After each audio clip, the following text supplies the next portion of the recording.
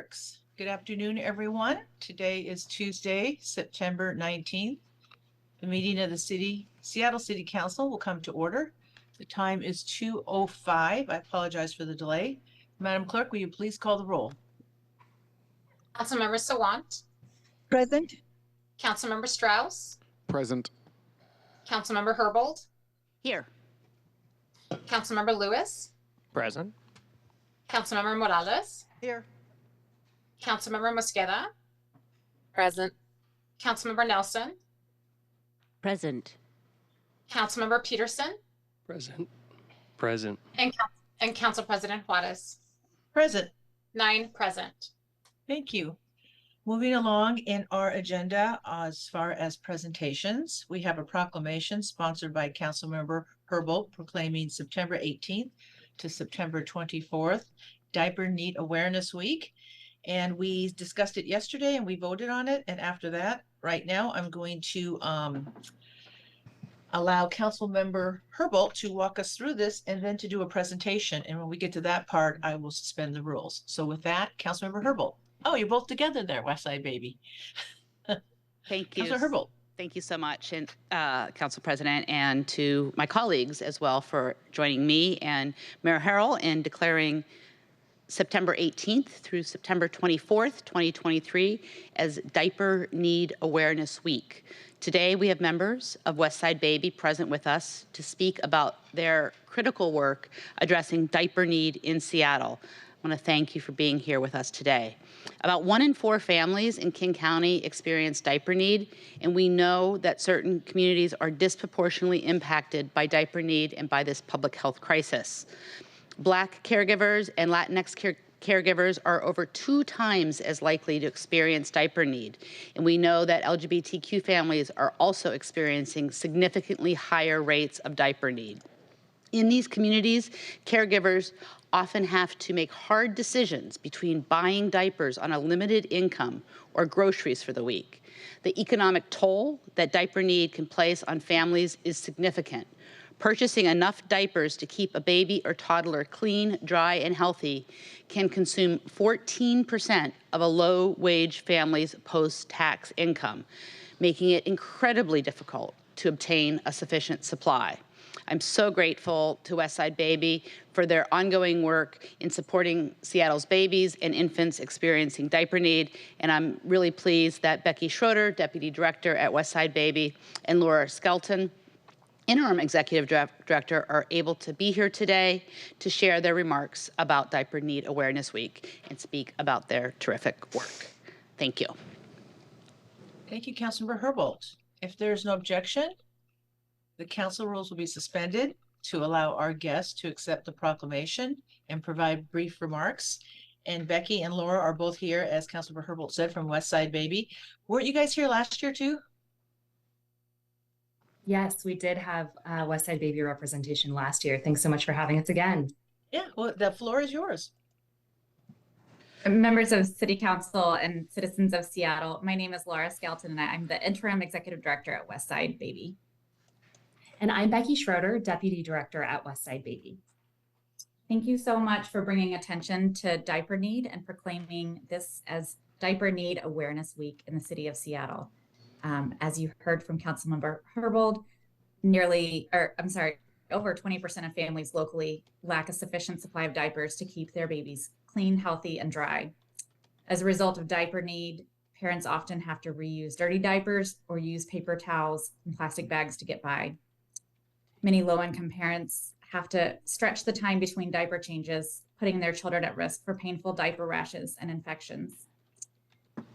Studies show that mothers who are unable to afford diapers for their babies are more likely to suffer from maternal depression and mental health issues. And compounding all of this is the fact that most childcare centers require at least 1 day of supply of disposable diapers. So parents who cannot provide disposable diapers for their children may be unable to access childcare, impeding their ability to go to work or school. We know that diapers can cost about $100 a month per child, and those costs have risen at alarming rates since the beginning of the pandemic. Those facing transportation barriers may have to pay even more when they have to purchase diapers at a convenience store rather than lower cost big box stores. So for the past 22 years, Westside Baby has been committed to providing a safety net for local families through the distribution of diapers and other basic essentials to children. We work directly with over 100 social service partners across the county, including numerous Seattle-based partners, such as Seattle Housing Authority, Seattle Public Schools, Public Health, and neighborhood food banks to connect resource to need. We recently heard from a public health nurse partner reflecting on how diapers can be a bridge to other forms of support. She said that often diapers and wipes get me in the door and allow deep and meaningful connections to be built and my clients to thrive. This year, Westside Baby is on track to supply over 2.6 million diapers to Seattle area families. And we can only do this thanks to the support of our community and thanks to the awareness around this issue. So thank you again for recognizing National Diaper Need Awareness Week. Thank you both for being here. Councilmember Herbold, I skipped a step here. I meant to open the floor for my colleagues. So if you don't mind, can I open the floor and then have you close us out? Absolutely. Thank you. Colleagues, is there anything that you would like to share with now that we have our friends from Westside Baby here and regarding the the proclamation that's now in front of us? Do not see any hands. Councilmember Herbold, is there anything that you'd like to say to close us out? And before you say anything, let me say this. Thank you guys for being here. Thank you, Westside Baby. Thank you, Councilmember Herbold, for doing this. This is an issue that we often don't talk about, but as mothers and grandmothers, we know that is a very, very, it's an expense that's really difficult, particularly that first year. So thank you so much. Councilmember Herbold. Thank you. And I know some folks might think that I bring this forward every year just because of Westside Baby's work in my district, but Westside Baby does work all over the city and in outside of the city as well. I believe King County also acts annually in honor of the work that they do, and I've just been so honored to lend my voice in some small way over these years to the advocacy, and not just advocacy, like the real life addressing of needs that caregivers experience every day. Really, really appreciate having this opportunity to lift those issues in partnership with Westside Baby. Thank you. Thank you. And I should add, because Councilor Herbold and I talked about this, we work closely with North Helpline in our food banks, and they have a baby cupboard, and the diapers and the formula are the first to go all the time. We can never keep that stocked. So thank you so much for being here and coming here every year. And I know, Councilor Herbold, you don't do this just out of habit. You do it because you truly care about this issue. So thank you. And thank you. All right. Let's move on in our agenda to public comment. Madam Clerk, I know I checked with you before we went live. How many folks do we have remotely now? We now have 48 remote and 38 in person. Okay, so let's do this. We will give everybody 1 minute, and let's do 10 and 10, starting with the folks online first. And we will do the recording because I'm guessing we'll have some first-time callers and some folks that have not come down to public comment in person before. Please, please, please be mindful of the chime that tells you have 10 seconds to wrap things up. There's a lot of folks here today with a lot of comments to be made in public comment. And we want to make sure that we don't cut people off, and we want to make sure that we speak to the agenda, and that we're respectful and we allow other people to have opinions, even if we disagree with them. So with that, Madam Clerk, let's start with the first 10 remote, and then we'll flip over to the first 10 in person. And you would like the recording played? Yes, I would. Thank you.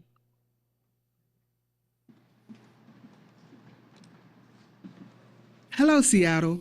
We are the Emerald City, the city of flowers and the city of goodwill, built on indigenous land, the traditional territory of the Coast Salish peoples. The Seattle City Council welcomes remote public comment and is eager to hear from residents of our city. If you would like to be a speaker and provide a verbal public comment, you may register 2 hours prior to the meeting via the Seattle City Council website. Here's some information about the public comment proceedings. Speakers are called upon in the order in which they registered on the council's website. Each speaker must call in from the phone number provided when they registered online and use the meeting ID and passcode that was emailed upon confirmation. If you did not receive an email confirmation, please check your spam or junk mail folders. A reminder, the speaker meeting ID is different from the general listen line meeting ID provided on the agenda. Once a speaker's name is called, the speaker's microphone will be unmuted and an automatic prompt will say, "The host would like you to unmute your microphone." That is your cue that it's your turn to speak. At that time, you must press *6. You will then hear a prompt of, "You are unmuted." Be sure your phone is unmuted on your end so that you will be heard. As a speaker, you should begin by stating your name and the item that you are addressing. A chime will sound when 10 seconds are left in your allotted time, as a gentle reminder to wrap up your public comments. At the end of the allotted time, your microphone will be muted and the next speaker registered will be called. Once speakers have completed providing public comment, please disconnect from the public comment line and join us by following the meeting via Seattle Channel broadcast or through the listening line option listed on the agenda. The council reserves the right to eliminate public comment if the system is being abused, or if the process impedes the council's ability to conduct its business on behalf of residents of the city. Any offensive language that is disruptive to these proceedings or that is not focused on an appropriate topic as specified in council rules may lead to the speaker being muted by the presiding officer. Our hope is to provide an opportunity for productive discussions that will assist our orderly consideration of issues before the council. The public comment period is now open, and we will begin with the first speaker on the list. Please remember to press *6 after you hear the prompt of, "You have been unmuted." Thank you, Seattle. Our first remote speaker is listed as not present, so we'll move on to the second remote speaker, which is Michael Malini, and Michael will be followed by Drew Batchelor. And Michael, you may need to press *6 to begin speaking. Hello, my name is Michael Malini. I'm president of District 3, and I'm calling the council to again reject the proposed legislation that would expand the city's criminal code to prosecute drug possession and public drug use. We have decades of evidence that incarceration does not prevent overdoses nor give the people the help they need. City adoption of this law would increase overdoses, deaths, and racial disparities in arrests, jail time, and overdoses. This proposed bill will bring us back to regressive and racist war on drug policies instead of moving toward evidence-based, effective, and more compassionate approaches. Do not pass this legislation. Thank you. Thank you. Our next speaker is Drew Batchelor, and Drew will be followed by Alex Fay. Hi, my name is Drew Batchelor. I live in D6. Last January, an SPD officer was racing to deliver criminal justice to a drug user who was not a danger to anyone and ended up killing an innocent woman. This week, we all heard the leaders of the Seattle Police Union laughing at her death. And today we find the council voting on whether to send these same officers after some of the most vulnerable people in our city. I wonder if the people this bill targets will be considered regular people. I wonder what a dollar value that SPD will put on their lives. During the last vote on this issue, Councilmember Nelson said, and I quote, "Say what you want about the war on drugs. We have to do something. It's such an embarrassment for a leader to just admit on a record that they are supporting bad policy so they can say they're doing something. Seattle deserves better. Everyone knows that mass incarceration and the war on drugs is a bad failed policy. We have 50 years of evidence showing that it doesn't work. It doesn't stop drug use. It doesn't prevent crime. It exacerbates all of these problems. It's unequally enforced. Criminalization will blow a hole in our budget and lead to cuts in other services that can actually help people break the cycles of poverty and addiction. There are examples of other solutions with better outcomes all over the world. We could have that here if our leaders would only rise to the challenge. Vote no on Seattle's new war on drugs." Thank you. Our next speaker is Chairman Jody. Robert D. Los Angeles from Snoqualmie Tribe.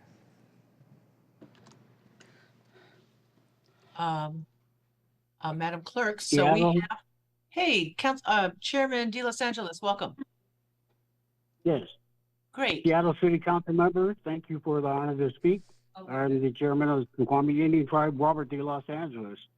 As you know, our tribe decided to be public this summer about the need to protect a cultural modified tree, or CMT, in Seattle this summer after we became aware of it being permitted for removal.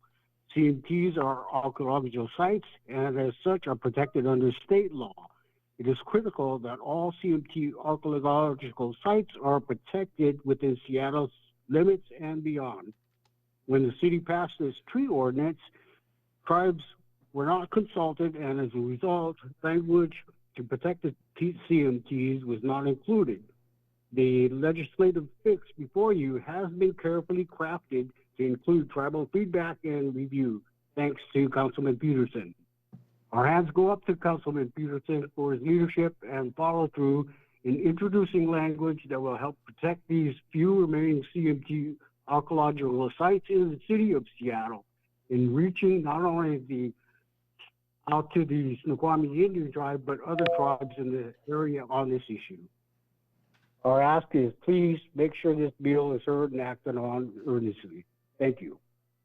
Thank you. Our next remote speaker is Alex Fay, and Alex will be followed by Shamaya Tripathi. Go ahead, Alex. Hi, my name is Alex Fay. I'm a registered nurse who works and lives in District 3. I'm asking the City Council to again reject CB 1204645 that would expand the city's criminal code to prosecute drug possession and public drug use. I work daily with people who use drugs, many of whom are also unhoused, low income, or people of color. During my time as a nurse, I've had the chance to build relationships with many of my patients and have seen them switch to safer drug use practices, begin medications such as ketamine and Suboxone, and find ways to sustainable relationship to their drug use, however that may look for them. Police. Thank you. Our next speaker is Shamoya Tripathi, and Shamoya will be followed by Linnea May.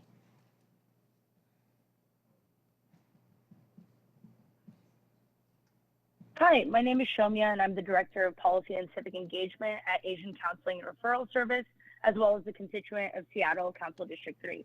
I'm here today to also ask Council to reject the proposed legislation that would expand the city's criminal code to prosecute drug possession and public drug use.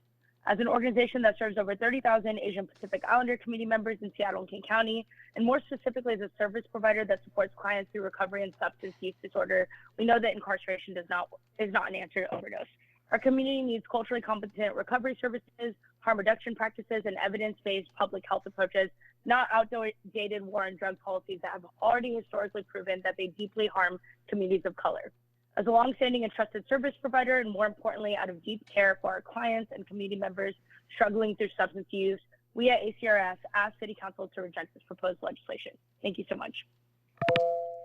Thank you. Our next speaker is Linnea May, and Linnea will be followed by David Gill. Hello, my name is Linnea, and I'm again asking you to vote no on the regressive war on drugs. I live in an apartment in District 3 just above a park where 2 weeks ago, a few people were living out of their tents. I woke up to sirens and a team of first responders hauling the limp body of a man out of his tent. I heard them yell for Narcan and watched in anticipation, terrified that the white sheet they brought out meant they were too late. A few minutes later, the man thankfully came to. He seemed frail at best.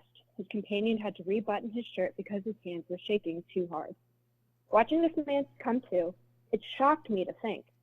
If the police officer on scene decided to, they could send this person to jail. This man is so clearly sick, I could see that plain as day. How in the world would jail help this man? Even more than that, how is the threat of jail supposed to help? All I felt was compassion for this fellow human being in pain, and I want our systems to approach my neighbors in the same way. Vote no on this bill. Thank you. Our next speaker is David Gill, and David will be followed by Alice Lockhart. Hi, this is David Gill. I'm a resident of District 5.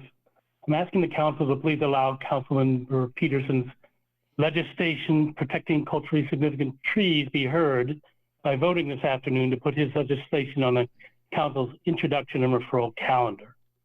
Preventing this bill from being heard perpetuates the perception that our city council is more responsive to the money, power, and influence of for-profit developers than to tribes and environmentalists protecting Seattle's dwindling urban forest. Seattle's Department of Construction and Inspections can verify culturally modified tree status for the state of Washington with a simple email. This status designation does not slow down the development process. Please do the right thing to support Seattle's indigenous tribes, its climate and environment groups, and its future generations, and put CMTs on today's agenda. Thank you. Thank you. Our next speaker is Alice Lockhart, and Alice will be followed by Mark Epstein. Hi, Council. I'm Alice Lockhart from Licton Springs in District 5, speaking emphatically against the new war on drugs. Council members, we all know this is bad policy. It puts more power in the hands of police, like the police union leaders we just heard, showing blatant disregard for a death of a member of our community. These union leaders are not a few bad apples. They are representative. We know the policy will take scarce fiscal resources away from real solutions. We know there will be racial disparity in its enforcement. We know it will result in deaths in jail and overdoses upon release. I personally, back in the days I used to commute downtown on the 358 bus, heard I heard multiple people on the bus riding together who had been released from jail. But on 3 different occasions, folks were sad that they were losing their jobs as a result of having gone to jail. Jail just makes everything worse. We know this policy will fail. Thank you. Our last remote speaker for this session is Mark Epstein, and then we'll move into the public in-person commenters. Go ahead, Mark. Good afternoon, Council people. My name is Mark Epstein. I'm a substitute educator in the Rainier Valley.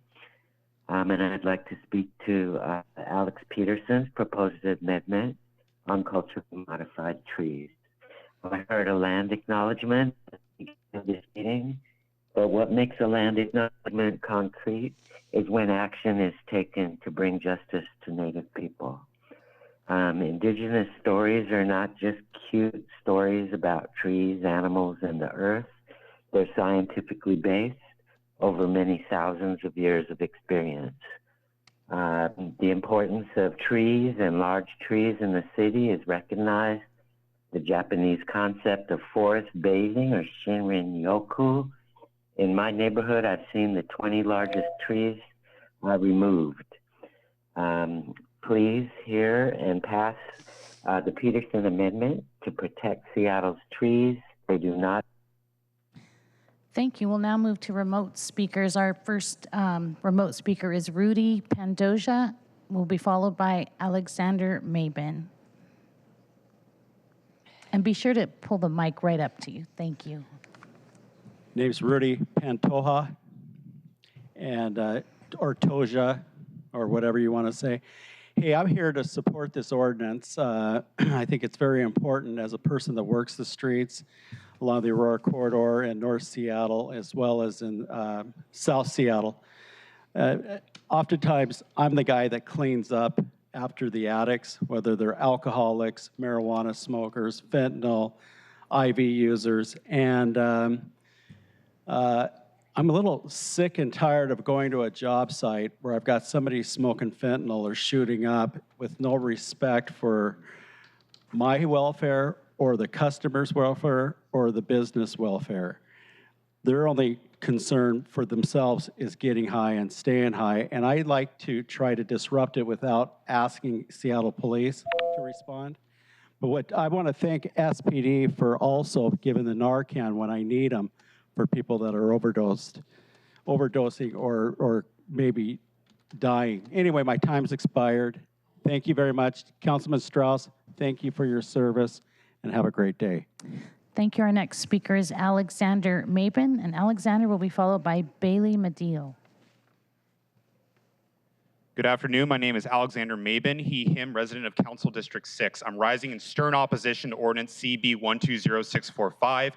Our police department doesn't care about the law. Our police department appears inconvenienced at best by the need to ensure basic public safety. If it wasn't clear before from the SPD's obstructionism toward the federal consent decree, it certainly is clear now after our city has learned the details behind the death of Genevieve Conjula at the hands of this police department. Our community is appalled not just by this tragic killing, but by the police union vice president's repugnant disregard and disrespect for human life in the immediate aftermath. It is a remarkably tone-deaf and morally bankrupt act on the city's part to follow this revelation by immediately granting sweeping authority to a police department that has proven time and time again it is not accountable to the citizens of the community it supposedly represents. I will ask Andrew Lewis and I will ask Lisa to please vote no and uphold the progressive principles you are elected to represent. I refuse to let the city double down on failed solutions and its failed police system. Searching for more lives to destroy could not be further from a regional. Thank you. Our next speaker is Bailey Medillo, and Bailey will be followed by Jordan Van Vos. My name is Bailey Medillo. I'm a resident of District 2, and I'm a political worker here in Seattle, and I'm not going to waste your time once again. I'm testifying against the new war on drugs once again because it is obvious that this bill is in complete and utter opposition to the values of our city and the values of this chamber. If you truly care about your citizens, you will not be empowering a police department that stands by the words that people like me are of lesser value. Do you believe, all of you who are going to vote on this and the people who are going to be enforcing this, do you believe that people like me are of lesser value? Because that is the words of the vice president of the police guild. And that is the words that our police department is going to stand by. And all of you seem a little bit too excited to hand more authority to a trigger-happy city attorney who plans on prosecuting more and prosecuting disproportionately. This is unacceptable. I urge all of you, including you and you, Lisa Herbold and Andrew Lewis, to vote no on this legislation. Thank you. Thank you. Our next speaker is Jordan Van Vost, and Jordan will be followed by Teresa Lamb. Good afternoon, council members. My name is Jordan Van Vost. I speak in favor of Council Member Peterson's amendment to the tree ordinance. This is a small but important step towards rectifying this hastily crafted legislation, which fails to protect Seattle's remaining trees from development that prioritizes short-term profit over the long-term health of our communities. I speak in opposition to CB 120645, a bill which criminalizes drug possession and use and gives discretion to a police force which has repeatedly broken our trust, most recently with the shameful ridiculing by SPOG's Vice President of Janavi Kandula following her wrongful death. Investing in public health instead of punishment is the wise and compassionate choice. Thank you. Thank you. Our next speaker is Teresa Lamb, and Teresa will be followed by Tanya Wu. So I'm here for the third time. The facts show that this bill will do nothing but deepen the harm already suffered by marginalized communities. I am angry that the creators of this bill are taking advantage of the desperation we all feel to end the public health crisis and to push their own agendas. Just doing something does not mean it's the right thing to do, especially when there is so much at stake. And although I do appreciate Councilwoman Herbold and Councilman Lewis flavoring the taste of this bill with amendments so we believe it tastes good when it's forced down our throats, the root of this bill will make criminals out of those suffering the most. No amount of amendments can change this. I urge you one more time, please do not pass this bill and abandon the citizens that need you most and the outreach organizations you claim to support. This is the wrong way to go. Thank you. Our next speaker is Tanya Wu, and Tanya will be followed by Randy Warhan. My name is Tanya Wu, District 2 resident, small business owner, and I'm in favor of this bill because I am part of the Chinatown International District Community Watch. We go out, we've been out for 3 years trying to help our unhoused neighbors, try to aid our small businesses and the residents. And I don't know, how many of you have had a friend die from fentanyl? How many have you witnessed people dying in front of you from fentanyl? We've seen too many deaths. And we need something to be done. I mean, we cannot have a perfect plan be an enemy of a good plan. We just need treatment. We need services being offered. And it's been 2 years. Fentanyl has been in our streets, affecting our communities, our small businesses. Summit Sierra High School is half a block away from 12th and Jackson, where there's 150 people almost every single night there. So I'm in favor of this bill. We need to vote yes. We need to do something because it's been 2 years and good leaders should have seen this in the horizon and should have done something by now. But now we have no options. Time is running out. We have to act. Thank you. Thank you. Our next speaker is Randy, and Randy will be followed by Riza Marashi. My name is Randy Wu Ng. I'm part of the Chinatown Night Watch, lifelong South Seattle resident. I've seen the war on drugs. I've seen Columbia City when it was terrible. All right. Okay. I've done CPR on an overdose victim. Luckily, CLPD and firefighters were there to save his life. How many of you guys have done that? We need to do something, and voting yes on this drug bill will be doing something. We need to do better. Thank you. Our next speaker is Reza Marashi, who will be followed by Dennis Sills. Hello, council members. My name is Reza Marashi. I'm Director of Government Affairs at Kilroy Realty Corporation and Board Director for the Metropolitan Improvement District. I got this piece of paper here in front of me, but I figure repeating what I've been saying the last couple of times that I came in probably is not the good look today. I think what I'd like to say is that I appreciate the fact that you guys have taken 3 months to try and take something that nobody was super happy with, but everybody felt the impetus to do something and to try and make it better. So I commend you for doing that. I do think we need to pass this ordinance. I think we all understand that the status quo is not sustainable. And while folks might have various ideas on the best way to address it, I do think this is an important step forward. It's a foundation from which we can grow and continue to make good policy that tries to address all of our shared interests and all of our shared concerns. You guys have a very hard job. I don't envy you. I wouldn't want your job. But what you guys have done is you've tried to put your heads together to come up with a solution that can advance all of our shared interests and all of our shared concerns. Please move forward with this ordinance. Thank you. Our next speaker is Dennis Sills, and Dennis will be followed by Steve Rupstello, and then we'll go back to remotes. Thank you, Dennis. Juarez and council members, thank you for the opportunity to provide public comment. My name is Dennis Sills, and I work at Plymouth Housing, a permanent supportive housing provider to more than 1,200 chronically homeless adults in Seattle. Plymouth intersects with addiction directly through its work as a human services provider.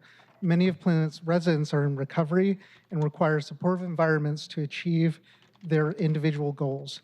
Controlled substances in public spaces can threaten the success of interventions and increases the challenges of providing supportive services to those who choose to pursue recovery. Plymouth staff are also affected by controlled substance use as they travel to and from work, as the majority of our 19 buildings are in the downtown core.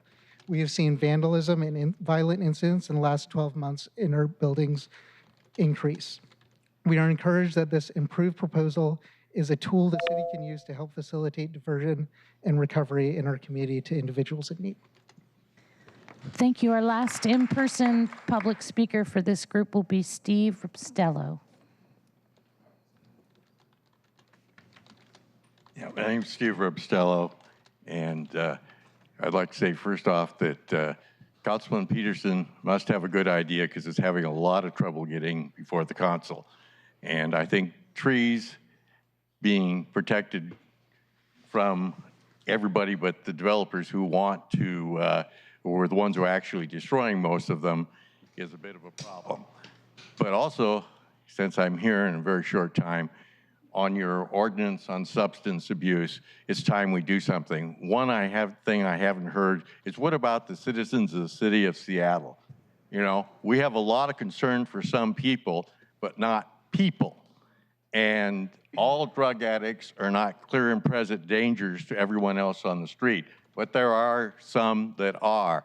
And right now, with the police force down over 500, they do not come. They may come for you, but they don't come for most of the rest of us. And the Wayne Luke Museum is not the only place that has trouble getting some action. So get your act together, get the state and the Thank you. Our next remote speaker will be Josh Hu, and Josh will be followed by Sandy Shetler. And again, you may need to press *6 in order to be heard remotely. Hi, Seattle City Council. My name is Josh Howe. I live in District 4, and I'm a constituent of Councilmember Alex Peterson. I am vehemently against CB 120645 that criminalizes drugs. This bill puts the responsibility of enforcement squarely on what we already know to be a racist, irresponsible, and actively harmful organization, the Seattle Police Department. The same police department that murdered Jonathan Kandula earlier this year and laughed about it, and that stops Black people at a rate 7 times that of white people. We've already seen San Francisco enact a similar new war on drugs, where overdose deaths have skyrocketed, where they have been declining for 2 years before it was enacted. We need to be funding treatment, evidence-based and effective approaches that actually treat people like human beings. Please, please, please vote no new war on drugs. Thanks for your time. Thank you. Our next speaker is Sandy Shetler, and Sandy will be followed by June Blue Spurs.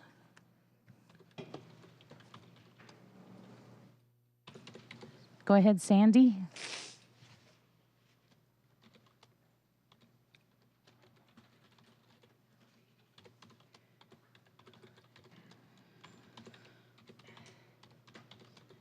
All right, looks like she's unmuted. I'm not sure why we're not hearing Sandy. Yeah, I don't see Sandy. It's *6.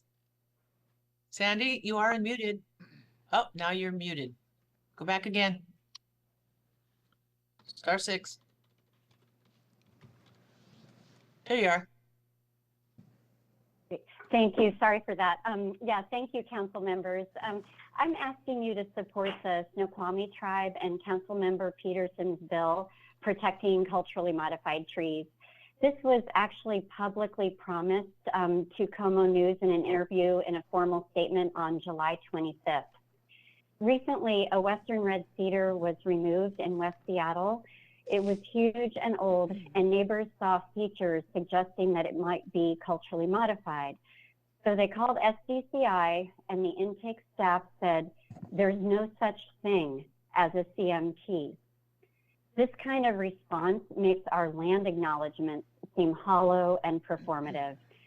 Protection for CMT simply recognizes the existing sovereignty of tribes, and it's already state law. It also places Seattle on the right side of history, so I hope you'll support it. Thank you. Thank you. Our next speaker is June Blue Spruce, and June will be followed by Samuel Wolf.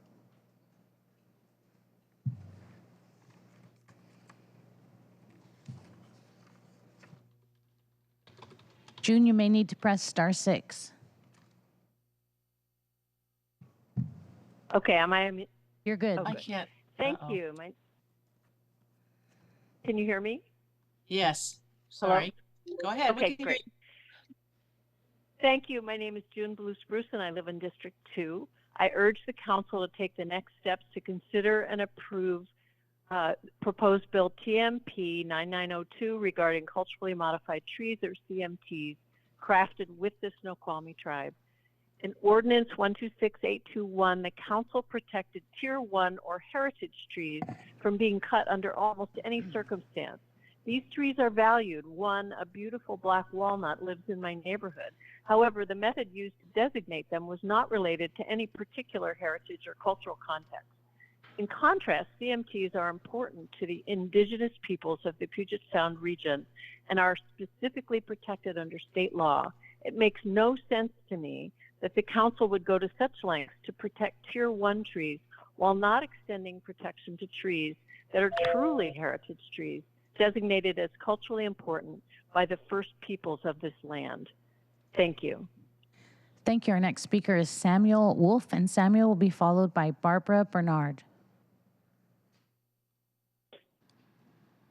Hi, my name is Sam Wolf. I'm a senior project manager for the LEAD program. I coordinate LEAD diversion services and case conferencing in North Seattle. And I also have the honor of partnering with incredible community leaders in the Chinatown International District in Little Saigon to design street-based responses to drug-related crime in that neighborhood. I wanted to say that the Behavioral Health Standing Committee in Council Bill 120645 is absolutely essential. Designing an effective system of care for those caught up in chronic drug use is complicated, and we truly need all of the expertise that our community has to offer in order to create an effective response. For a long time, we've been missing a steady source of guidance to policymakers from the people who are actually doing this work. This community has some of the most committed and innovative practitioners of modern recovery services in the country, but those insights that they have don't always make it to those making policy. Fentanyl was not the drug of choice a few years ago and may not be the one that people are using a few years from now. This legislation can be progressive if and only if it looks to solve this crisis as well as the Thank you. Our next speaker is Barbara Bernard, and Barbara will be followed by Sean Blackwell.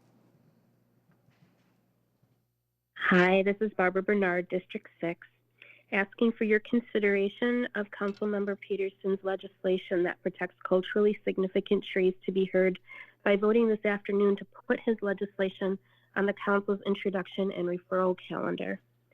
We'll be grateful to any of the City Council members who do the right thing today to support Seattle's tree canopy and Indigenous tribes, including Snoqualmie tribes, because they deserve to have city and state governments protect culturally significant trees and comply with state law to save trees like Luma. We were promised that corrections and additions would be made to the current tree ordinance, and they have not yet been introduced, so we'd like this to seriously be considered and introduced today. Thank you. Thank you. Our next speaker is Sean Blackwell, and Sean will be followed by Kim Butler.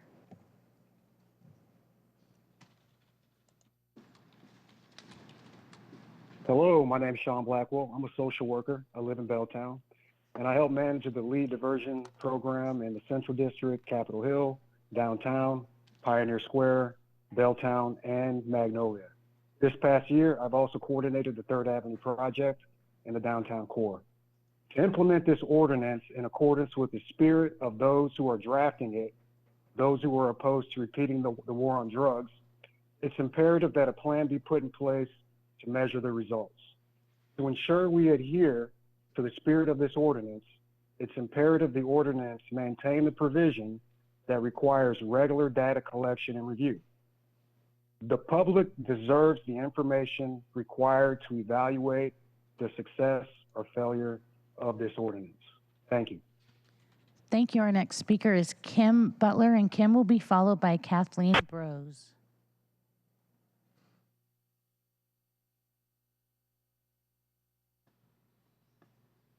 And Kim, you may need to press *6.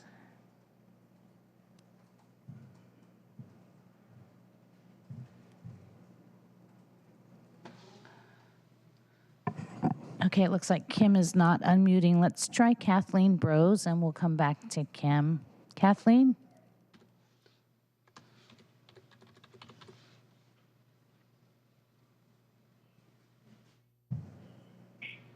Good afternoon, council members. My name is Kathleen Gross. I am a lifelong Seattleite currently living in District 6. Please pass CB 120645 on substance abuse. This is not a war on drugs, but it is a battle to save all of Seattle. We don't want to become another San Francisco. Please focus on placing addicts into treatment and recovery facilities. Please make downtown Seattle and its wonderful and diverse neighborhoods a great place to work, live, and play again. Thank you for your time. Thank you. Our next speaker will now be Kim Butler, and Kim will be followed by Taylor Riley. Go ahead, Kim. Hey, hello, Seattle City Council. This is Kim Butler, and I live in District 4. I have lived in Seattle my whole life, and I am calling today to request that you allow Councilmember Peterson's legislation protecting the culturally significant trees to be heard by voting this afternoon, and to put his legislation on the Council's Introduction and Referral Calendar. Allowing for this bill to be heard supports our perception that our city is responsive to the tribes and environmentalists protecting Seattle's dwindling urban forests, and not just responsive to the money, power, and influence for profit developers. Seattle's development and construction inspections can verify CMT status with the state of Washington with just a simple email. The status designation does not slow down the development process at all. Please do the right thing today and support Seattle's Indigenous tribes, its climate and environment groups, and its future generations, and put CMTs on today's agenda. Thank you for your dedication to climate justice and for your support for Seattle's urban forests. Thank you. Our next speaker is Taylor Riley, and Taylor will be followed by Melanie Manjari. Go ahead, Taylor. Hi, my name's Taylor. I live in District 3 and I'm a public health researcher. I urge you once again to reject expanding the city's criminal code to prosecute drug possession and public drug use. This is bad and harmful policy. We have decades and decades of public health research that criminalizing drug use and possession will only make the overdose crisis worse. This bill will undoubtedly increase overdoses, deaths, and racial disparities in arrests, jail time, and overdoses, and you all voting for this will be responsible for that. For a council who says they are committed to racial equity, it is baffling you would give Seattle Police Department the discretion to enforce this. SBD consistently stops and frisks Black and Indigenous people at much higher rates than white people. We don't need police and criminalization to solve these very serious public health crises. This will certainly make the situation worse and take resources away from what people actually need: housing, healthcare, and treatment. Don't bring us back to regressive and racist war on drug policies. Thank you. Thank you. Our last speaker for this session of remote speakers is Melanie Mandery, and then we'll move back to in-person. Go ahead, Melanie. Hi, my name is Melanie. I live and work in District 2, specifically in the Chinatown International District. I'm urging the council to reject the proposed legislation that expands the city's criminal code to prosecute drug possession and public drug use. The city and my neighborhood specifically needs effective and compassionate care for our most vulnerable neighbors. That does not include criminalization and incarceration. War on drug policies have always targeted Black, brown, and poor people, and the adoption of this bill would be a racist step backward for the city. We know criminalization is not a public health solution. Please vote no. Thank you. Thank you. Our next speaker, in-person speaker, is Andrea Suarez, and Andrea will be followed by Faye Lopez Getley.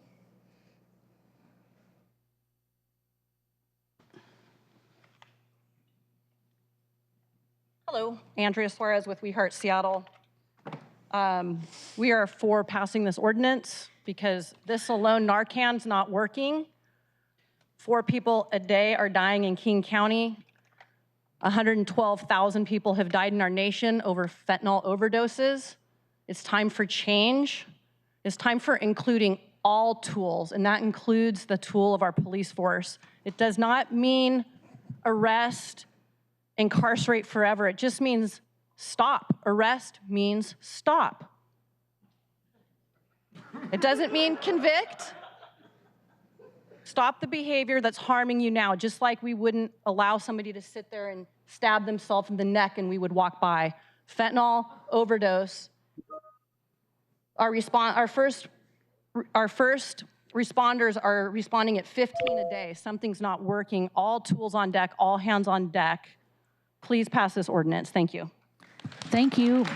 Our next speaker is Faye Lopez Gatley, and Faye will be followed by Peter Condit. Hello and good afternoon. My name is Faye Lopez Getke. I go by she, her, and ella. I am the Deputy Director of Purpose Dignity Action.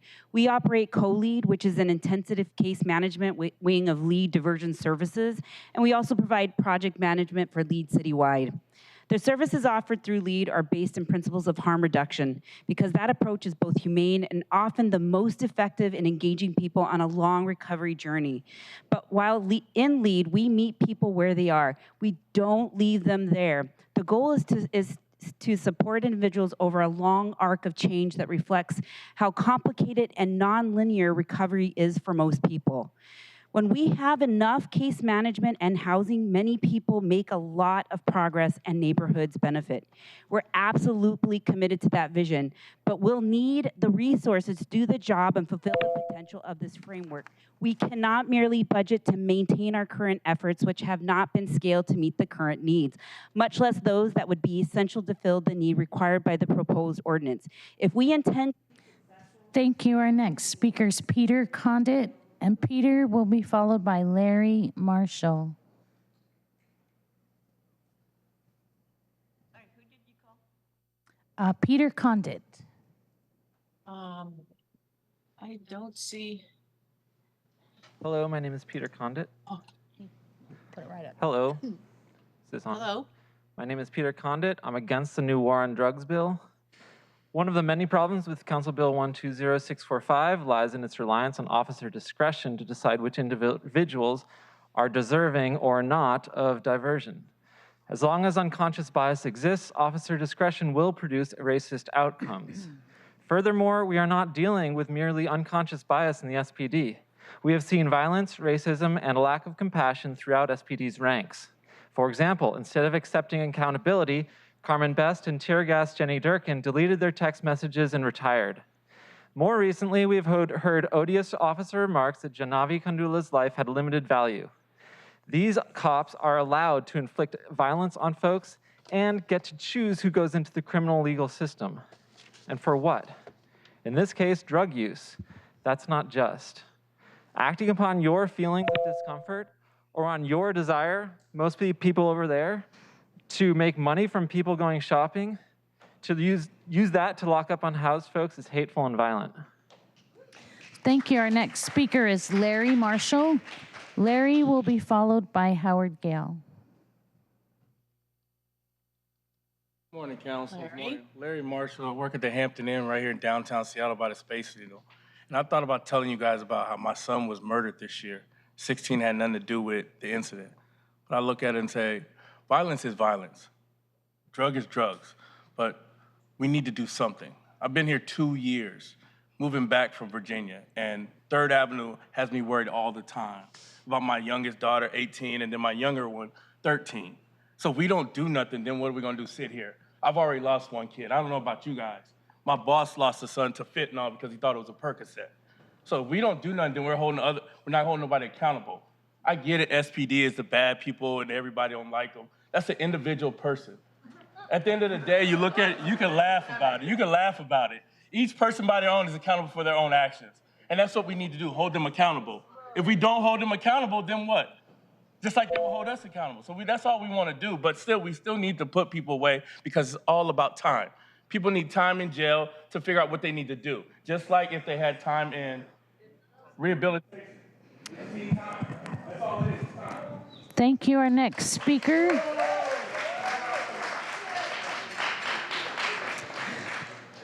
Thank you. Our next speaker is Howard Gale, and Howard will be followed by Kathleen Kirchhoff. Good afternoon, Howard Gale. In 2020, just days before George Floyd's murder, your police chased Terry Caver, a black man experiencing a severe behavioral health crisis, with a dog and then murdered him. You said nothing. In 2021, your police rushed Derek Hayden, experiencing a severe mental health crisis, with guns drawn and murdered him. You said little or nothing. In 2022, your police sent a dog to bite the naked crotch of a Latinx man experiencing a severe mental health crisis and then shot him to death. You said nothing. This year, your police came hot and heavy with assault rifles drawn on a black teen on Capitol Hill, his potential murder only prevented by regular folks on the street. You said nothing. So why would a Seattle officer think that making jokes and heartless statements about Janavi Kandula cause you any concern? This must be very confusing for officers. Attack dogs and bullets appear not to offend your conscience, but words do. You have ignored SPD violence, killing, and continuing abuse of people of color. You have noticed, and either you do not care, you believe the person got what was coming, or you've decided your conscience simply depends on press attention. Thank you. Our next speaker is Kathleen Kirchhoff, and Kathleen will be followed by Rob Saka. My name is Kathleen Kirchhoff, and I'm in District 6.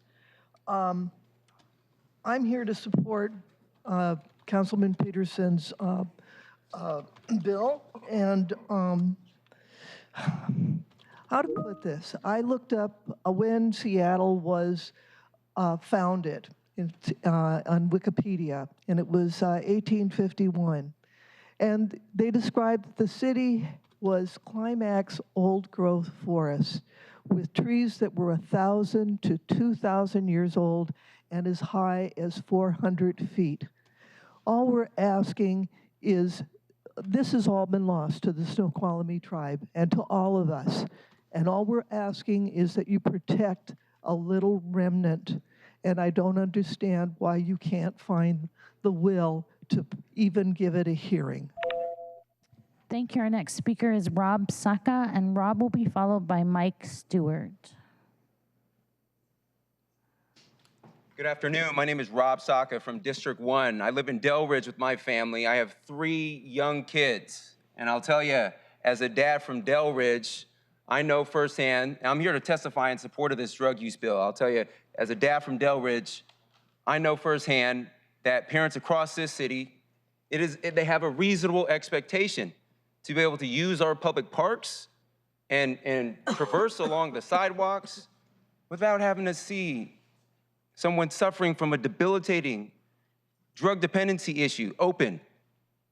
And at the same time, it is also a reasonable expectation for people suffering from debilitating drug dependency issues to know that their city cares about them and truly cares and values their lives and their experiences.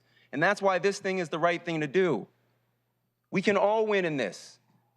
We have a shared opportunity and a shared obligation to take the right action. I heard some people pointedly call out certain council members. I'll do the same. Councilmember Herbold, you sponsor this legislation. Please do the right thing here. Thank you. Our next speaker is Mike Stewart, and Mike will be followed by Scott Ingham. It's Mike Stewart. I'm Executive Director of the Ballard Alliance, here speaking today in support of the Ballard BIA renewal. I wanted to thank Councilmember Nelson for her leadership and work over the past month to shepherd this through her committee. And I'd also like to thank Councilmember Dan Strauss for his support for the BIA renewal, but also his partnership on many significant projects over the last several years, all of which have helped improve the vitality of the Ballard District.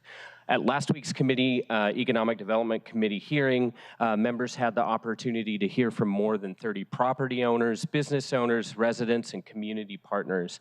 Each shared their perspective about the Ballard BIA and the significant and important role that the organization plays within the Ballard community. All of these supporters agree that the BIA has demonstrated a strong track record of leadership and the ability to get things done on behalf of Ballard. To that end, we are asking for your support today of the Ballard BIA renewal and encourage you to vote yes on Council Bill 12036. Thank you. Our next speaker is Scott Ingham, and Scott will be followed by our last in-person speaker for this group, Nathan Fisher. Go ahead, Scott. I am Scott Ingham. I am the co-chair of the Ballard Alliance Board of Directors, and in following Mike, I just want to say it's been an amazing 7 years since this council first authorized the BIA in Ballard. We're back asking for a 12-year renewal, and there's a lot of work to be done. A lot of work has been done already in that 7 years, and it was a fast 7 years, and we're asking you to support us again to give us that opportunity to continue to work with you, the city, and to work with our businesses and our residents and others throughout this community to keep doing the great work that has been able to be done because we have the BIA. Thank you very much. Thank you. Our next speaker is Nathan Fisher in person, and then we'll be moving to Jennifer Godfrey remotely. Hello, I am Nathan Fisher. I am one of the witnesses of the despair sweeping the city, people on the zombie drug. There was someone who overdosed in the library across the street from the school I work and attend. I agree with Sarah Nelson, something needs to be done. However, we disagree on what that is. I think we need to legalize and regulate our drugs so people aren't using fentanyl when they think they're using something else and they have a community to go to. They can't be oversold drugs that may kill them. I don't think we need to further the police state. If you guys really cared about the safety of the people, you would have been here in person voting for rent control. I think we need a war on the drug manufacturers. I think we need a war on the corporations that are pushing people into all of this despair, all of this homelessness. Please don't be a hypocrite. If you actually care about people, help them. Don't arrest them. Thank you. Our next we'll move to our remote speakers. Jennifer Godfrey will be followed by Julia Shetler. Jennifer. Hi. Thank you. Jennifer Godfrey, and I'm calling to request that the Seattle City Council please vote today to put Councilmember Peterson's legislation protecting culturally significant trees, TMP 9902, on the Council's Introduction and Referral Calendar. let's respect the Snoqualmie tribe who helped craft PMP 9902 by not delaying again. We need to save the trees that protect the salmon, which feed our starving southern resident killer whales. In addition to the carbon sequestration, wildlife habitat, stormwater retention that only mature trees can provide. It would take decades or centuries for a replacement sapling to do the same. Thank you. Thank you. Our next speaker is Julia Shetler, and Julia will be followed by Wendy Kwan.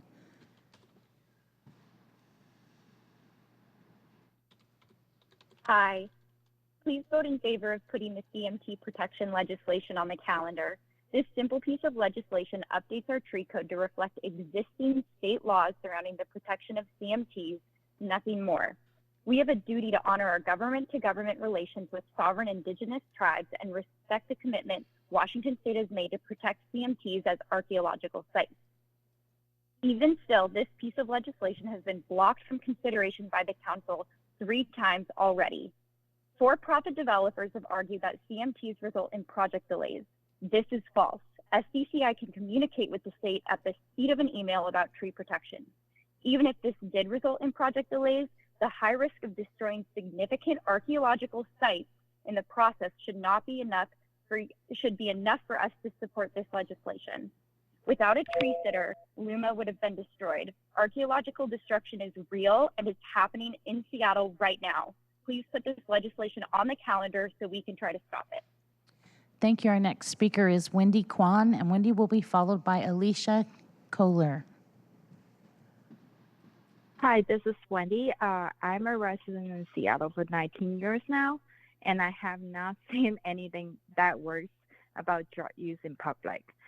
And everybody has say about this public drug use and like for who actually not benefit from.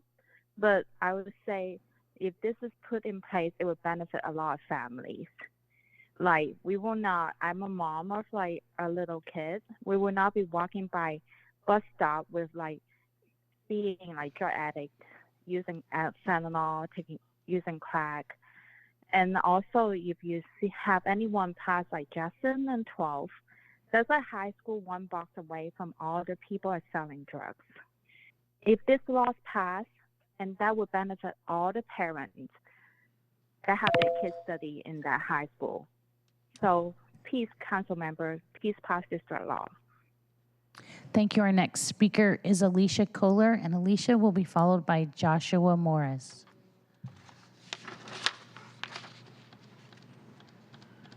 Hi, my name is Alicia Kohler. I live in District 3 and have experience with a loved one who was impacted by the failed war on drugs. I'm asking council members today to reject the proposed legislation which would roll us backwards towards that failed war. If council members truly wanted to help people suffering from drug use, as you allege, you would find the courage to adequately fund public health solutions that are proven to help those people into recovery.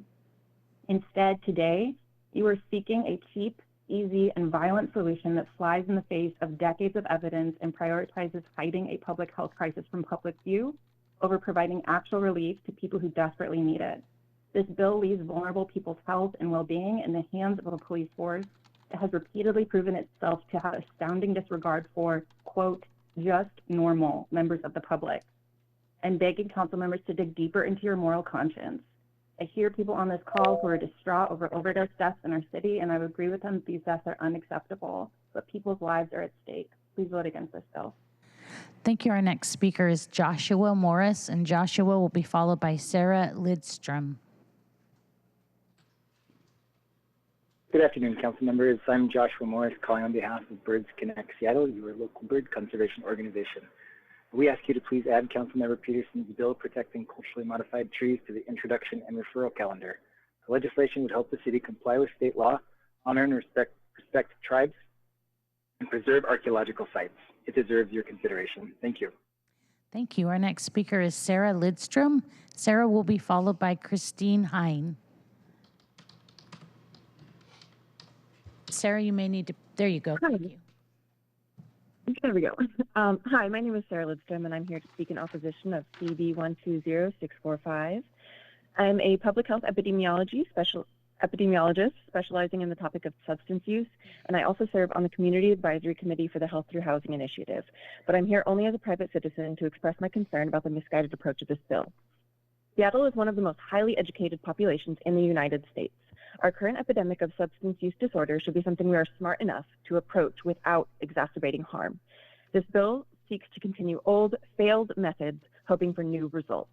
If enforcement of this kind was going to work, the problem would have been solved by now. History shows we cannot arrest our way out of a substance use crisis. Data shows that arrests and busts are directly correlated to an increase in negative outcomes like fatal overdoses. We know that arrests, interactions with the police, imprisonment are all things that cause trauma and increase harm. These kinds of traumas are building blocks of substance use disorder and drive people further away from systems of recovery. I'm asking as a resident. Thank you. Our next speaker is now Denise Hotchkiss, and Denise will be followed by Rose H.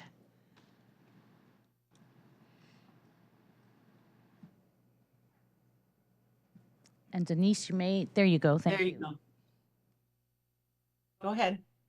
Hello, City Council. I appreciate this time. I am here today to talk about CB Bill 120645. I currently work as a case manager in an emergency shelter in North Seattle, and I deal with people daily that are dealing with substance use disorders and are housing insecure or are currently homeless. I agree with what many of the speakers today have said. Yes, we must do something. We're in the middle of a crisis and we must do something, but this is not the solution. We know from much research and our history that criminalizing drug use and putting people in jail will not help the problem. It increases their substance use. It does not. Thank you. Our next speaker is Rose H., and Rose will be followed by Tim Moisio. Can you hear me? Yes. Okay, thank you. My name is Rose Harriet. I am an attorney. I am an advocate. I work with young people who are surviving these violent racist systems. I'm here today to tell you to not continue the racist, violent methods of the past. The war on drugs we showed was a failure. It showed it harmed people of color. It killed our loved ones. I'll say it again, it killed our loved ones. I'm not here today as an attorney or even a youth worker. I'm here today as someone who's survived my own addiction. And that I'm sad to hear that I don't see more people here who have. And the route that I was able to go was because the system did not suck me in, that I avoided being sucked into your prisons. My family, my brother did not. And I can see the impact of incarceration is the reason why he's out on the streets. That violence, that trauma is the reason that a lot of us used in the first place. Thank you. Our next speaker is Tim Moisio, and Tim will be followed by our last remote speaker in this group, Jade Weiss. Go ahead, Tim. Hi, my name is Tim. I'm here today representing UFCW 3000 to talk out against CD 120645. While we do appreciate Amendment D brought forth by Teresa Mosquedo, we still feel there needs to be more conversation around the implementation and funding of this proposed ordinance. Committees need to meet to discuss and plan before this is put to a vote. As it stands now, UFCW 3000 still opposes this ordinance. Thank you. Thank you. Our last speaker remotely will be Jade Weiss.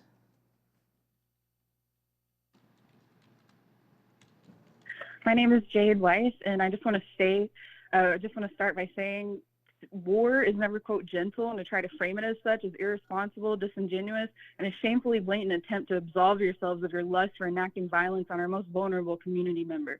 I urge Council to vote no on the primitive Council Bill 120645 and consider a recent study published by the University of Washington, where the findings prove that when accessing safe consumption sites, people who use drugs have a more efficient path to services after a crisis or overdose than they ever do when transported to the revolving doors of the emergency room or jail, options that statistically lead to death. Further, local emergency service providers who participated in the interviews in the study noted that safe consumption sites create a healthier, safe work environment for when they respond to those overdose calls. Even the troops that you want to enact this violence disagree with you. The study also notes that of 120 consumption sites globally, there have been 0 fatal overdoses, meaning safe consumption works. First responders agreed that focusing funding on the... Thank you. We'll move to public commenters in person. Our next speaker is Chris Gemmel, and Chris will be followed by Aretha Basu.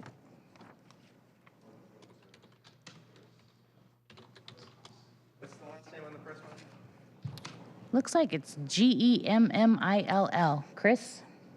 Chris. Oh, you're going to pass. Thank you. Okay, our next speaker is Aretha Basu. We know Aretha. We do. Hi, Council. Good afternoon, Council members. Aretha Basu, Political Director at Puget Sound Sage, here to ask you to vote no on this ordinance today. We have decades of evidence that incarceration does not prevent overdoses, nor does it give people the help that they need. This is a public health crisis, but this bill is not a public health approach. What will truly help people is housing, safe lots, safe consumption sites, access to well-paying union jobs, all things that this council has supported in the past. Adoption of this bill will increase harm at the hands of SPD and racial disparities in arrests and jail time. We have no guarantee any of the promises of diversion or resources made in this bill will come to fruition. We haven't seen the budget yet, and we all know that our city is facing a massive budget shortfall. Please vote no today. Do not let this be the legacy of this council. Do not let this be the legacy of this city. Thank you. Thank you. Our next speaker is Erica Rusher, and Erica will be followed by Bradley Dosh.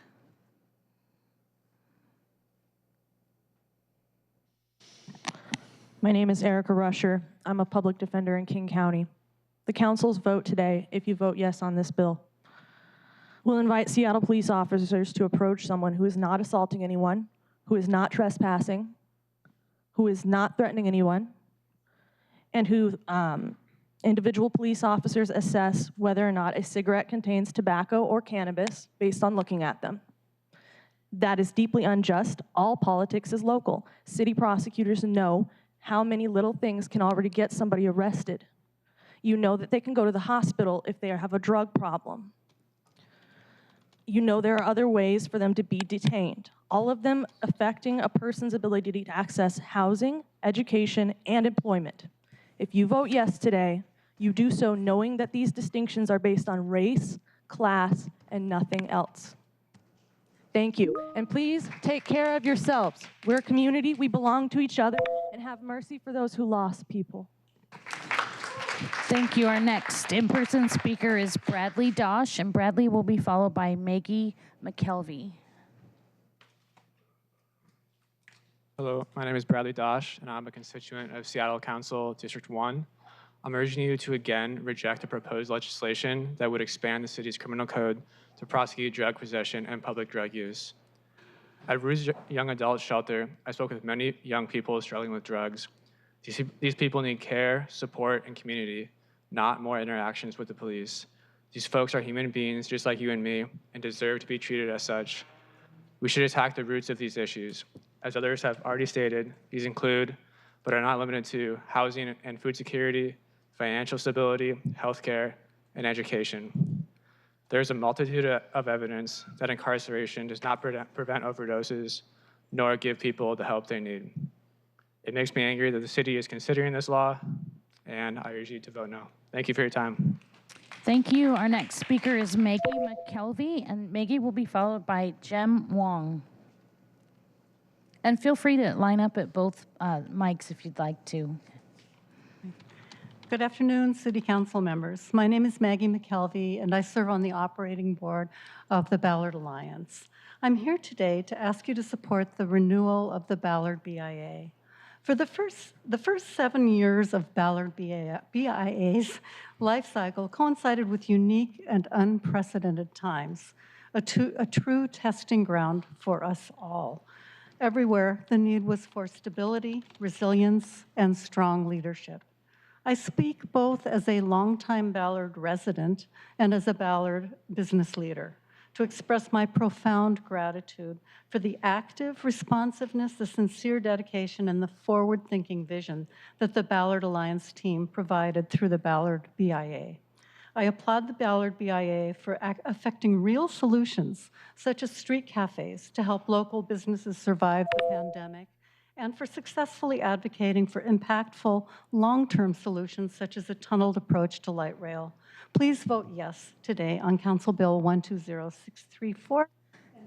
Thank you. Our next speaker is Jem, I believe, Wong, and Jem will be followed by Shimona Marino. I'm here primarily as a nurse, and so I want to say too to people who have spoken, I too have seen overdoses. I too have done CPR. I too have seen the uptake of people with substance use coming into the hospital. And I too also have walked the streets of Chinatown supporting our unhoused neighbors, especially during encampment sweeps, especially when their meds are being thrown out by SPD or by the city, especially also when parents have their kids' ashes being thrown out during encampment sweeps. So there's a lot of pain and suffering we all see on Chinatown streets. One thing I see that these folks have in common is that a lot of them have cycled through King County Jail. A lot of them have survived King County Jail, gone back onto the streets, gone back to substance use, and realized that King County Jail has just increased more trauma and has not solved their addiction issues. And it's interesting for me to see some people in this space who talk about the CID in 12 and Jackson, and those same people who also oppose the shelter and treatment center that was being proposed a few months ago. So the irony. Thank you. Thank you. Our next speaker will be Shimona Marino, and Shimona will be followed by Lily Hayward. We have 45 more people to go. We have to stick to it. I'm sorry. Thank you, Madam Clerk. Please, everybody, it's 1 minute. Please listen for the chime, and you have 10 seconds to wrap up your comments. We don't like cutting people off, but please be mindful of the chime. Madam Clerk, go ahead and call the next name. Thank you. Our next speaker is Shimona Marino, and Shimona will be followed by Lily Hayward. Hi, my name is Shimona Moreno. I'm the executive director at 350 Seattle. I'm here to ask you again to reject the proposed legislation that will expand the city's criminal code to prosecute drug possession and public drug use. Decades of research show that criminalizing drugs is ineffective and harmful. Jails cannot solve a public health problem. If anything, they make it worse. According to Washington State studies, that people who've been incarcerated were over 100 times more likely to die from drug overdose. But this law isn't about helping people recover from addiction or avoid overdose or improve their quality of life. This law is about dehumanizing drug users, destabilizing people in already precarious situations, and expanding the carceral system, which disproportionately harms Black, Brown, and Indigenous and poor people. How can we pass a bill without seeing the budget, which is coming soon, and without knowing for sure the promises of diversion are actually going to happen, especially with the given massive budget fall that we have been told about, that we are being told about that we're facing. Knowing that, I vote no on this racist. Thank you. Our next speaker is Lily Hayward, and Lily will be followed by Aiden Carroll. Good afternoon, Seattle City Council members. On behalf of the nearly 2,500 members of the Seattle Metropolitan Chamber of Commerce, we encourage you to vote yes on Council Bill 120645. The Seattle business community supports an all-of-the-above approach to public safety, and this legislation adds a tool to that toolbox. As you deliberate today, please keep the intent of this legislation to get people treatment and enforce the law at the top of your mind. We hope that the law, in conjunction with the executive order that the mayor will release, and any additional investments, is simple and effective. And we expect the results to make good on the intent, which means that in the coming months, we will see more people in treatment, fewer people on the streets, and a decline in overdoses. Please pass this legislation today and continue working to make our communities safer and better cared for. Thank you. Thank you. Our next speaker is Aiden Carroll, and our last in-person speaker for this group would be Soren Smith. Hey. Some of you know I have Tourette's, among other things. That's just the tip of the iceberg. And those of us with disabilities have to stand up for each other. This law before us would exclusively target homeless people. And homeless people almost universally have one or more disabilities. Some had it before they got there, and with capitalism's response to inability is poverty, unless you have a wealthy family. Some a lot more got it after they ended up on the streets. And addiction is a disability. We are sick and tired of being told, we know what's best for you, and we're going to forcibly tie you up for your own good, force feed you, force medicate you. Side effects be damned. It makes it a lot hard to accept help when it would actually help. How can anyone go through that without losing trust? Best case scenario, everyone's going to end up in treatment, and that treatment either is going to go to them instead of somebody else who already wants it. That's what we're seeing with the shelters right now. People who want shelter can't get it because other people are being forced into it through the sweeps. Fix the housing crisis. Meanwhile, provide services that work for people who are on the streets, because inpatient doesn't work after you end up back on the streets again. You relapse. Even if enforcement was random, it would still be disproportionate because people affected by the crises here, quote unquote crime, are themselves disproportionate in race, income, especially disability. Don't let the facts write the narrative. Thank you. Our next speaker is Aiden Carroll. I'm sorry, this is our last speaker in person, and that's Soren Smith.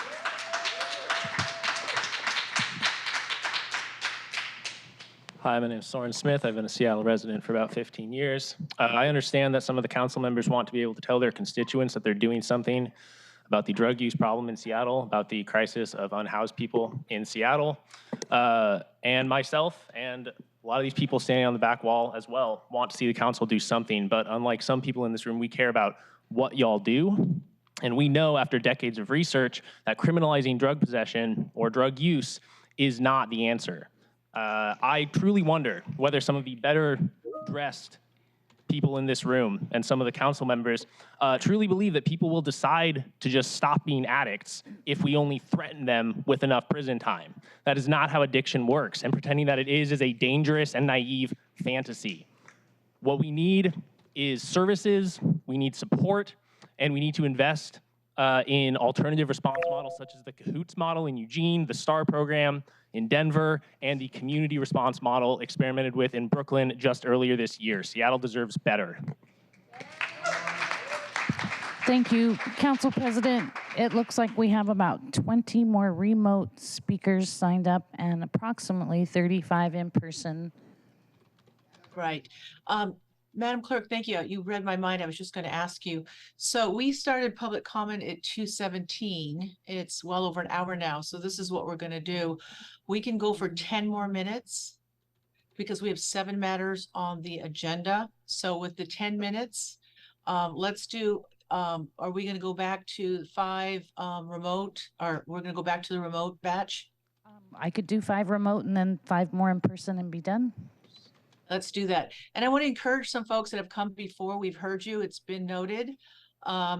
And I just would hope that those that never had a chance to speak get a chance to speak instead of those that have been here. And again, I'm not commenting on the fact that you've been here, but we hear you loud and clear, and thank you for coming again. So we'll do, starting when I get done speaking, we'll do 10 minutes and we will do 5 and 5, and then we will close public comment. Yes, and we always take written public comment. We have sheets here or via email. Thank you. Right, and we've been keeping, our next remote speaker would be Joe Kunzler, followed by Richard Ellison. Hello. Hi, this is Joe Kunzler. Can you please start my time? Go ahead, Joe. Okay. Thank you. I want to thank the Council President for being fair with everyone and making sure remote has a chance to be heard. I want to lend my voice in support of the drug enforcement ordinance that puts treatment first. I've had to deal with the homeless crisis, walking the streets of Seattle and all, and it is very frightening to have to deal with someone who's high on illegal substances, and it's very dangerous for someone with several $1,000s of camera gear. I've had to go out and get mace, just as an emergency. Heaven forbid I have to even touch the doggone thing. With that, can we talk a bit about white-collar crime? Because there's a certain individual by the name of Adjournment who's committing horrendous white-collar crime at the Public Disclosure Commission because he hasn't turned in a single piece of paperwork in 2 years of campaign. I hope some of you who care about crime and law and order like I do will speak out against that as well. I emailed one of you council members who's been pretty loud and clear in Dan Strauss about fighting dark money. So we'll see where you are on that in the next couple of weeks. Thanks. Thank you. Our next speaker is Richard Ellison, and Richard will be followed by BJ Last. Go ahead, Richard. Thank you. My name is Richard Ellison. I live in District 4 in Councilmember Peterson's district, and I am in support of his bill that is trying to protect the culturally significant trees. The city of Seattle had a little battle over a tree in my community where a huge western red cedar was under threat. Community members had to climb into the tree to protect it. And then it was discovered it was a culturally modified tree by which the local tribes stepped in and were basically effective in trying to protect that tree. We need to have a law that protects the trees of this kind throughout the city. The city council has passed a long time ago a comprehensive plan, and in the comprehensive plan, Seattle will be a leader in environmental stewardship. This is a minimum leadership thing could be done, is to protect these culturally modified trees wherever they may exist. It is something imperative that must be done, and I urge the whole council to support this bill by Congressman Pettis. Thank you. Our next speaker is BJ Last, and BJ will be followed by David Cannondon. My name is BJ Last. I'm a Ballard resident. I'm asking you to reject CB 120-645. There's no such thing as a gentle war on drugs. So the bill will kill people and destroy lives without having any impact on substance use rates. And it's also absurd that after rushing this bill to council, not waiting the typical 2 weeks, you're now going to end public comment early. There are a lot of people that have shown up. A lot of more people showed up just back in June already to tell you what you already know on this, that this bill is just going to destroy lives. You shouldn't be cutting people off now. And when you're pushing things through and trying to speed up process, giving people less time to ever get in touch with you before this. I also want to talk about this bill is being pushed by the same people that are also pushing for budget austerity. Councilmembers Nelson, Peterson, and Lewis, who voted for the bill in committee, also have been pushing for austerity since the Finance Committee last month. Councilmember Strauss is doing the exact same thing, talking about wanting to cut city services. The Metropolitan Chamber of Commerce, Downtown Seattle Association, who've been pushing for this since the start, they've been also trying to cut services for years. If those groups actually want to fund services, they've had... Thank you. Our next speaker is David Cannondon, who will be followed by our last remote speaker, Yin Wai. Hello, council members. My name is David, pronouns he, him. I live in District 5.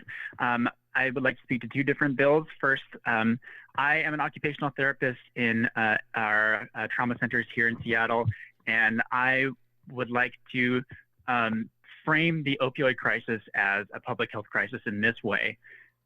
We should not be criminalizing opioid use for the same reason why we wouldn't criminalize white sugars and processed foods and those consumption, possession, and those types of substances that would say cause diabetes. We wouldn't criminalize lack of exercise.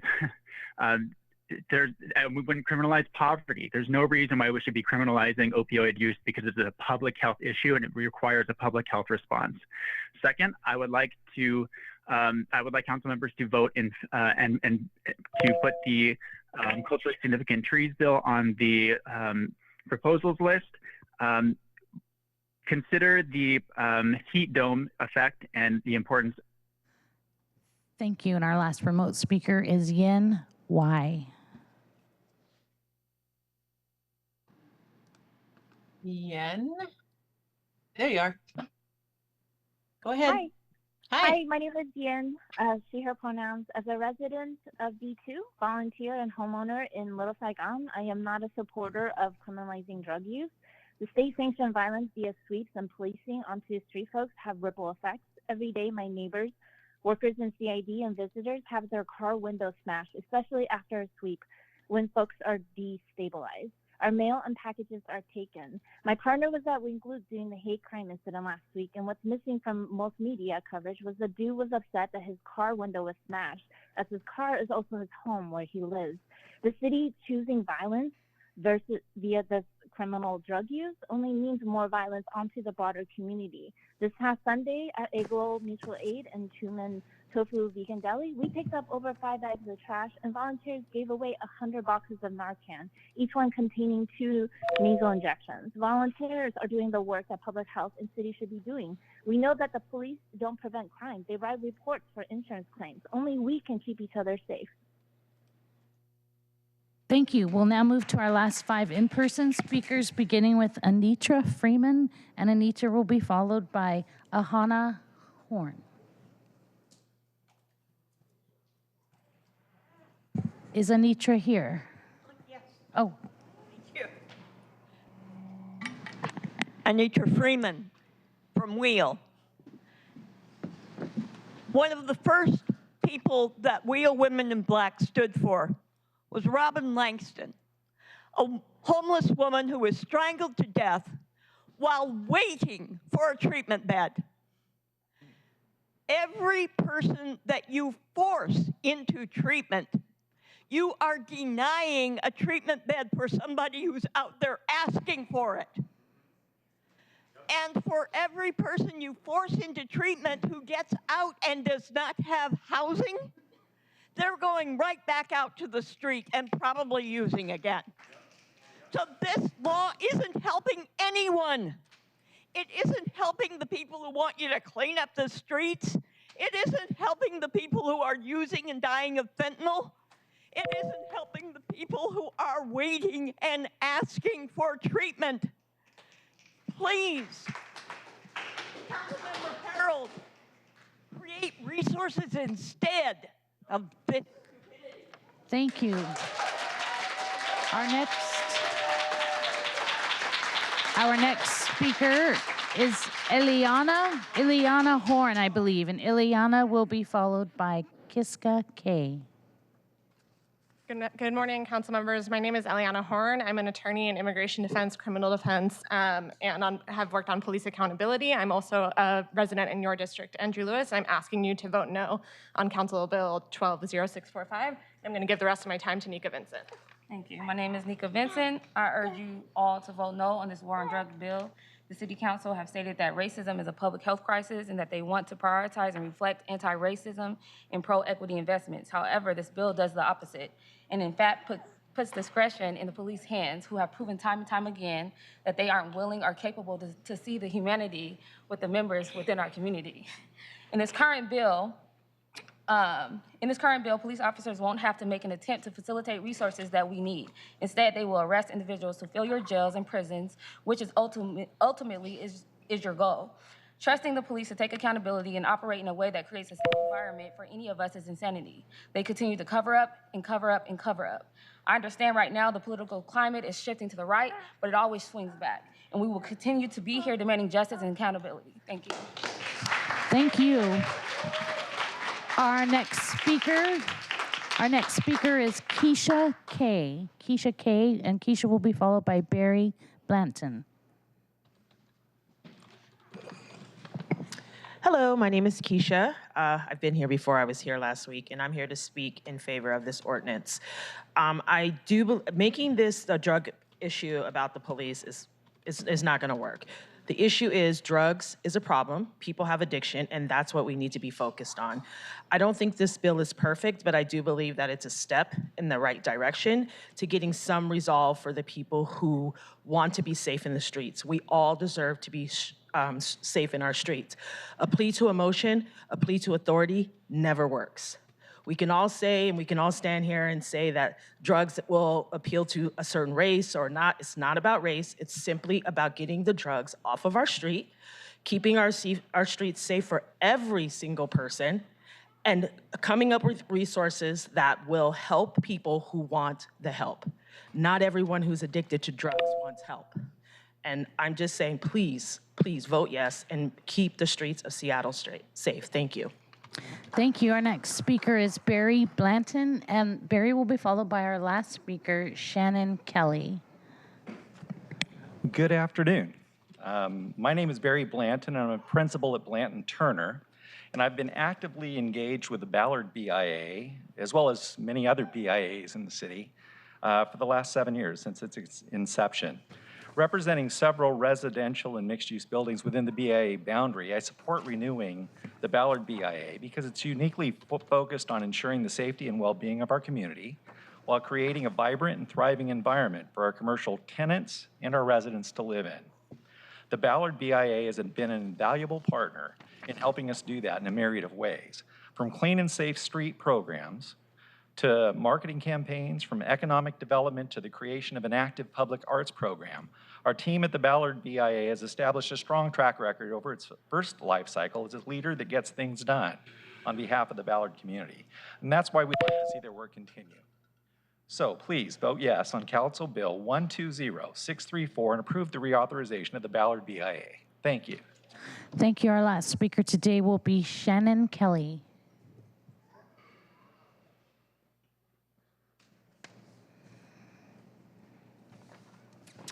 Hi, my name is Shannon Kelly. I'm a social worker with the Public Defender's Office. Councilmember Lewis, Councilmember Herbold, I know part of the reasoning you voted no the last time on this drug ordinance bill was because there was no infrastructure for diversion, and the city randomly decided to drop their community court. I appreciate your efforts to make amendments to improve diversion efforts. The amendments are not good enough. They will not get people into treatment. There is no infrastructure set up to do that. It will not send people to treatment. It will put them in jail and kill people. So my only thought process is, really, this is a question. Voting yes on this, it either has to be intentional malice or like severe cognitive dissonance, because you can't say you care for people and vote for this, because you'll kill people. It's not too late.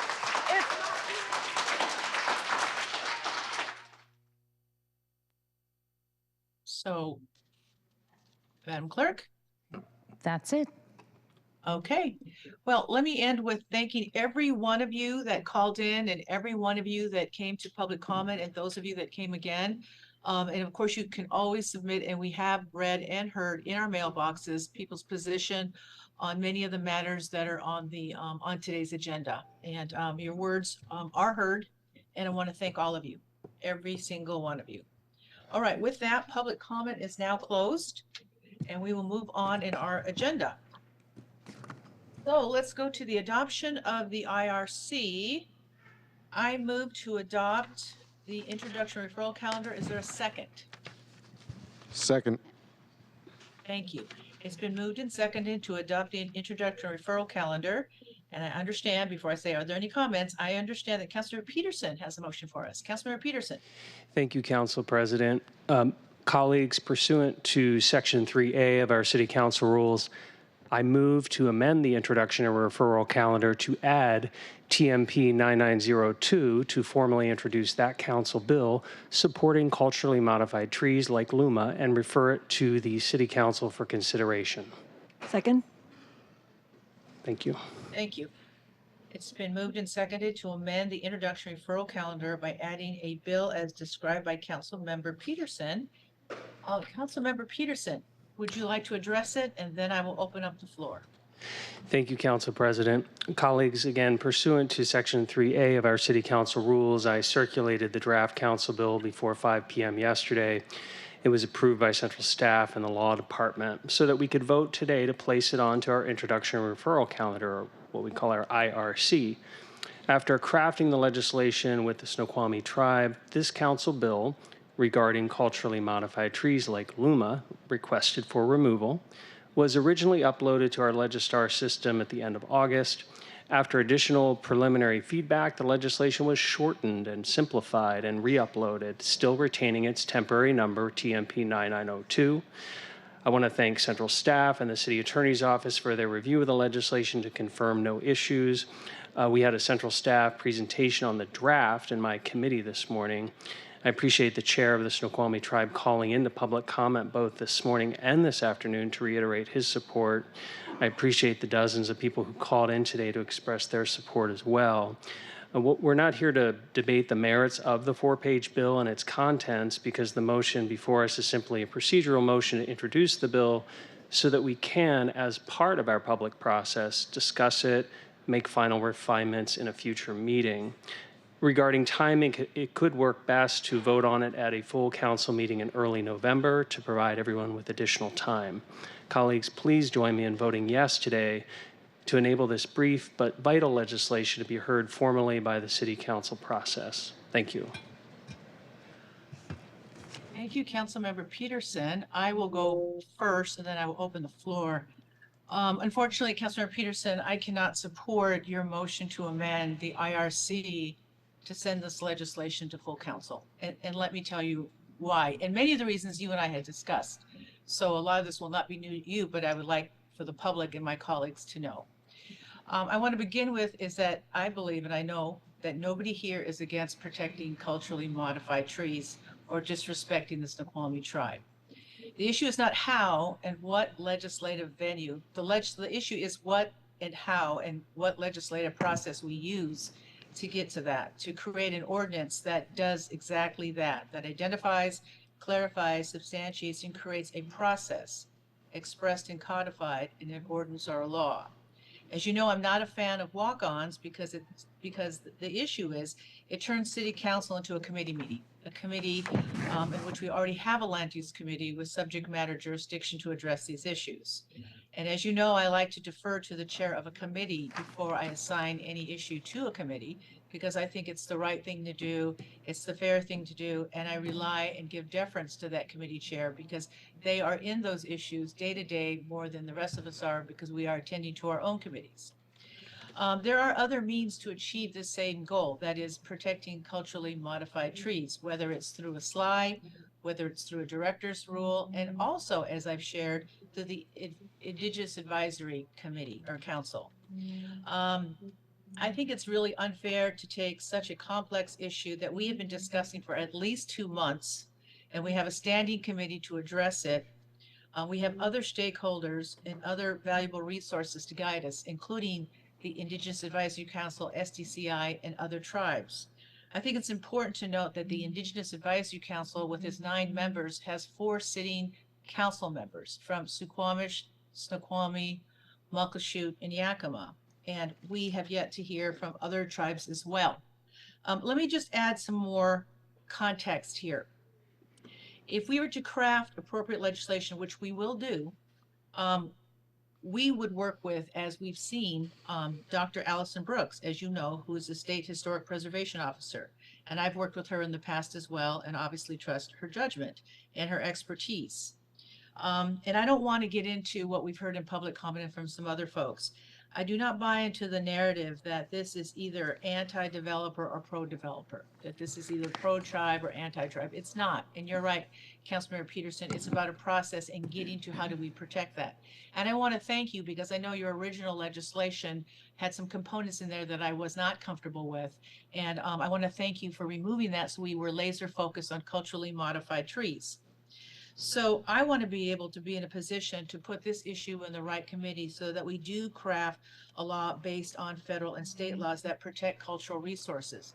I'm hoping that SDCI, because you don't need to reinvent the wheel here, there are federal and state laws, some that I helped write, some that I helped litigate when I was representing the Lower Elwha and other tribes, exactly how we do government to government relations, how we do tribal consultation, and how we work to have a piece of legislation that reflects all of that.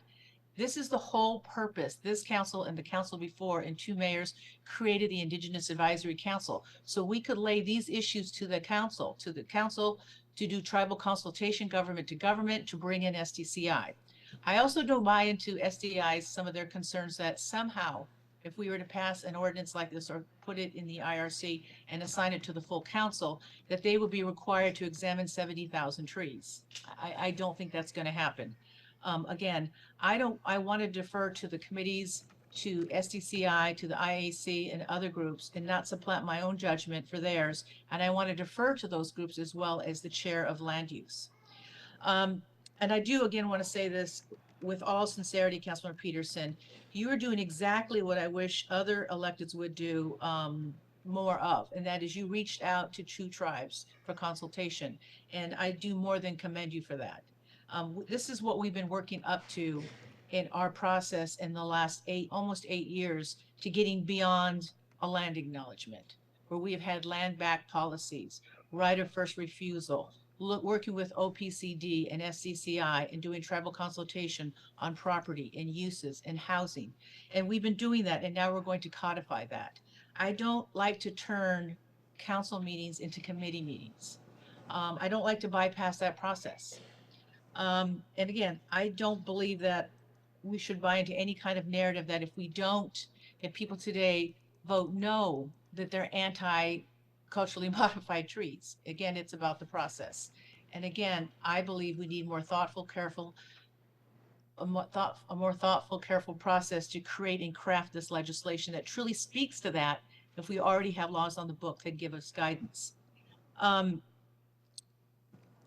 also, culturally modified trees is just not an opening or an opportunity to review and revisit people who are unhappy or happy with the tree ordinance. And I think it's offensive at best to go ahead and use any tribe and their treaty right and their culture to come in and say, look, I have a problem with this, and therefore I want to put forward the culturally modified trees. But by the way, I want to discuss other issues as well, because I have a feeling that's what's going to happen. And that's what I was actually guarding against, why I wanted this to go to a committee, including mine. So let me be clear. This isn't an anti-development, pro-development, anti-tribe, for tribe. This is about crafting legislation, a law that brings government to government relations, consultation with the correct parties, that we get it on the books and that it's done right, and that we serve as an example to other city departments, whether it's OPCD, SDCI, Department of Neighbors, all of them are willing partners. I've had an opportunity to speak, of course, to Tim Rainan in the mayor's office, folks from OIR, and of course, working and talking to other tribal leadership as well. And I think you can understand that you have, and I, again, commend you and thank you, you certainly have lit the fire for robust discussion. And this, I think this is the first time this has happened on this council, besides me doing it, that another elected leader has understood, reached out, and actually has done tribal consultation. And for that, I thank you, Councilmember Peterson. But sadly, I cannot vote yes with you today for the reasons I just stated. Thank you. I see Councilmember Lewis has his hand up. Councilmember Lewis. Thank you, Council President. I'll be voting yes on this procedural motion today from Councilmember Peterson on the underlying ordinance. I appreciate, for a lot of the reasons that you just stated, Council President, Councilmember Peterson bringing this issue forward to the council. My understanding is that other colleagues are working on similar proposals around what I think all of us would agree is important, which is culturally modified trees and making sure that there are adequate recognitions and protections for culturally modified trees, and collaboration with tribal leadership and with the state to identify those trees. But I do want to state that my vote today is procedural to advance this idea forward. I would want to do further consultation with tribal stakeholders as well as other colleagues on what the final state of the policy would look like. But I appreciate Councilmember Peterson getting this conversation started, and look forward to deliberating with other colleagues on policies around culturally modified trees. Councilmember Strauss. Thank you, Council President. Colleagues, I share the position of Council President. I will also say that she shared my feelings in a more factual and in a better way than even I could, so I won't try to repeat what she has already said. Just for the record, because it's now a public discussion, I am for protecting culturally modified trees. We drafted a bill in early August, and once Luma was saved, we took a moment to ensure that we're doing it in the right way. And Councilmember Peterson, as I've said to you over the last several weeks, I remain open and excited to have this legislation in land use or in Council President's committee. As I've said over the last few weeks and just yesterday, I would love to work with you to make sure that our bills are in collaboration and not in conflict. And I am here to say that I too would like to protect culturally modified trees. I will now just share more private conversations, but when we spoke, I shared that Land Use Committee was completely full this month. We had a 3.5-hour meeting. I know Councilmember Morales, you had really wanted to have one of your bills shared as an informational item, and I think there were some tough feelings towards me about not being able to have that on the committee, and you also shared that you could have it in your own committee, and that, just like you did today, Councilmember Peterson. And it's not personal, it's not about the policy, it was just that committee was over 3 hours long. And so I again remain committed to working with you, should you desire to both create protections that protect culturally modified trees as Tier 1 trees, and to make sure that our efforts are in collaboration. So here on the record, the same conversation I've shared previously, I'm here to work with you. Thank you, Councilmember Strauss. Councilmember Mosqueda.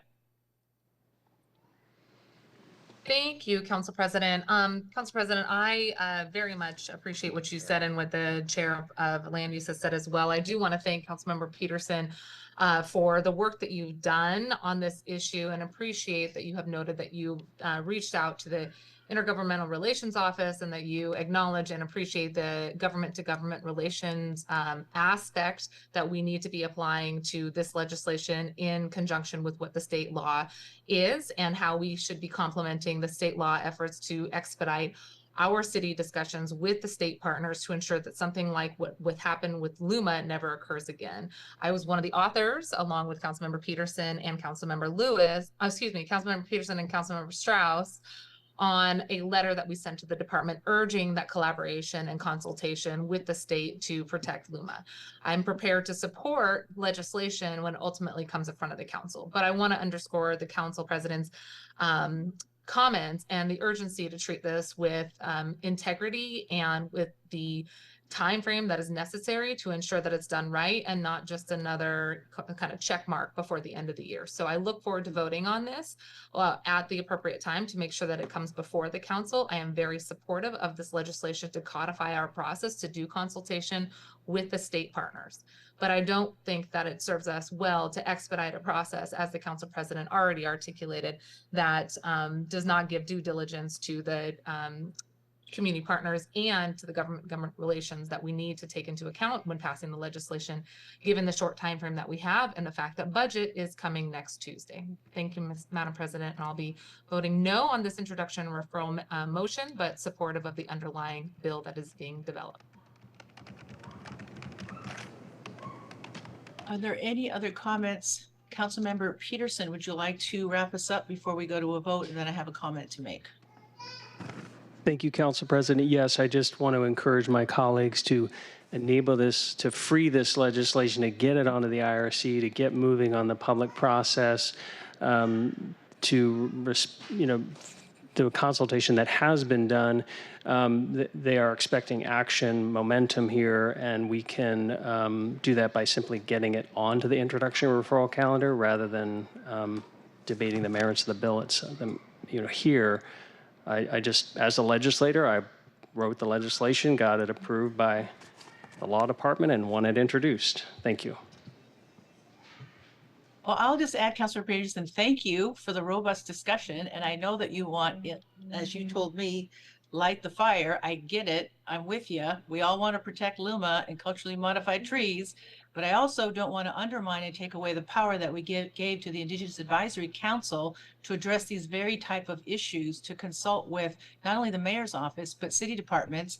And because I kind of know this stuff, There's a ton of federal and state laws. It's not that hard. We could literally do this through a SLI or a director's rule. There's so many different ways we could do this instead of just plopping it in front of full council. And I don't mean to sound negative because I know how hard you've worked on this. So I just want people to know that. And I appreciate that you had folks show up and call in, and I want to thank them for their support. Not a lot of attention has been given to culturally modified trees as a cultural resource. So I want to thank the Snoqualmie tribe and the chair, who I know personally, Chairman De Los Angeles, and those folks. So again, thank you. So with that, Madam Chair, will you please call the roll? Councilmember Sawant. Yes. Councilmember Strauss. No. Councilmember Herbold. Yes. Councilmember Lewis. Yes. Councilmember Morales. Yes. Councilmember Mosqueda. No. Councilmember Nelson. No. Councilmember Peterson. Yes. And Council President Juarez. No. That's 5 in favor, 4 opposed. Okay. So the motion carries. And the council bill is added to the introduction referral calendar and will come before full council during budget. So that's going to be awesome. I'll leave it at that. Thank you very much, Councilmember Peterson. All right. So if there's no objection, the introduction referral calendar as amended will be adopted. Is there any objection? Not Can I hearing just or get a confirmation on the vote count? I thought I heard 5 opposed and 4 in favor. oh, did I get it in reverse? Well, I don't know. It could have been me. Madam Clerk, I thought it passed. Did I get it wrong? No. I show 5 in favor, 4 opposed. 5 in favor. Correct. Yes. I'm going to take it again. 5 and 4. All right. So hearing no objection, the introduction and referral calendar is adopted as amended. All right. Let's move on to the adoption of the agenda. If there's no objection, the agenda will be adopted. Not seeing or hearing an objection, the agenda is adopted. Let's move on to the consent calendar. We will now consider the proposed consent calendar. Items on the consent calendar include the minutes from September 12th, payroll bill 120662, and then we have the 18 appointments to the Get Engaged program, which were presented to the council yesterday at council briefing. We have 2 appointments from the Economic Development, Technology, and City Light Committee for the Seattle Music Commission.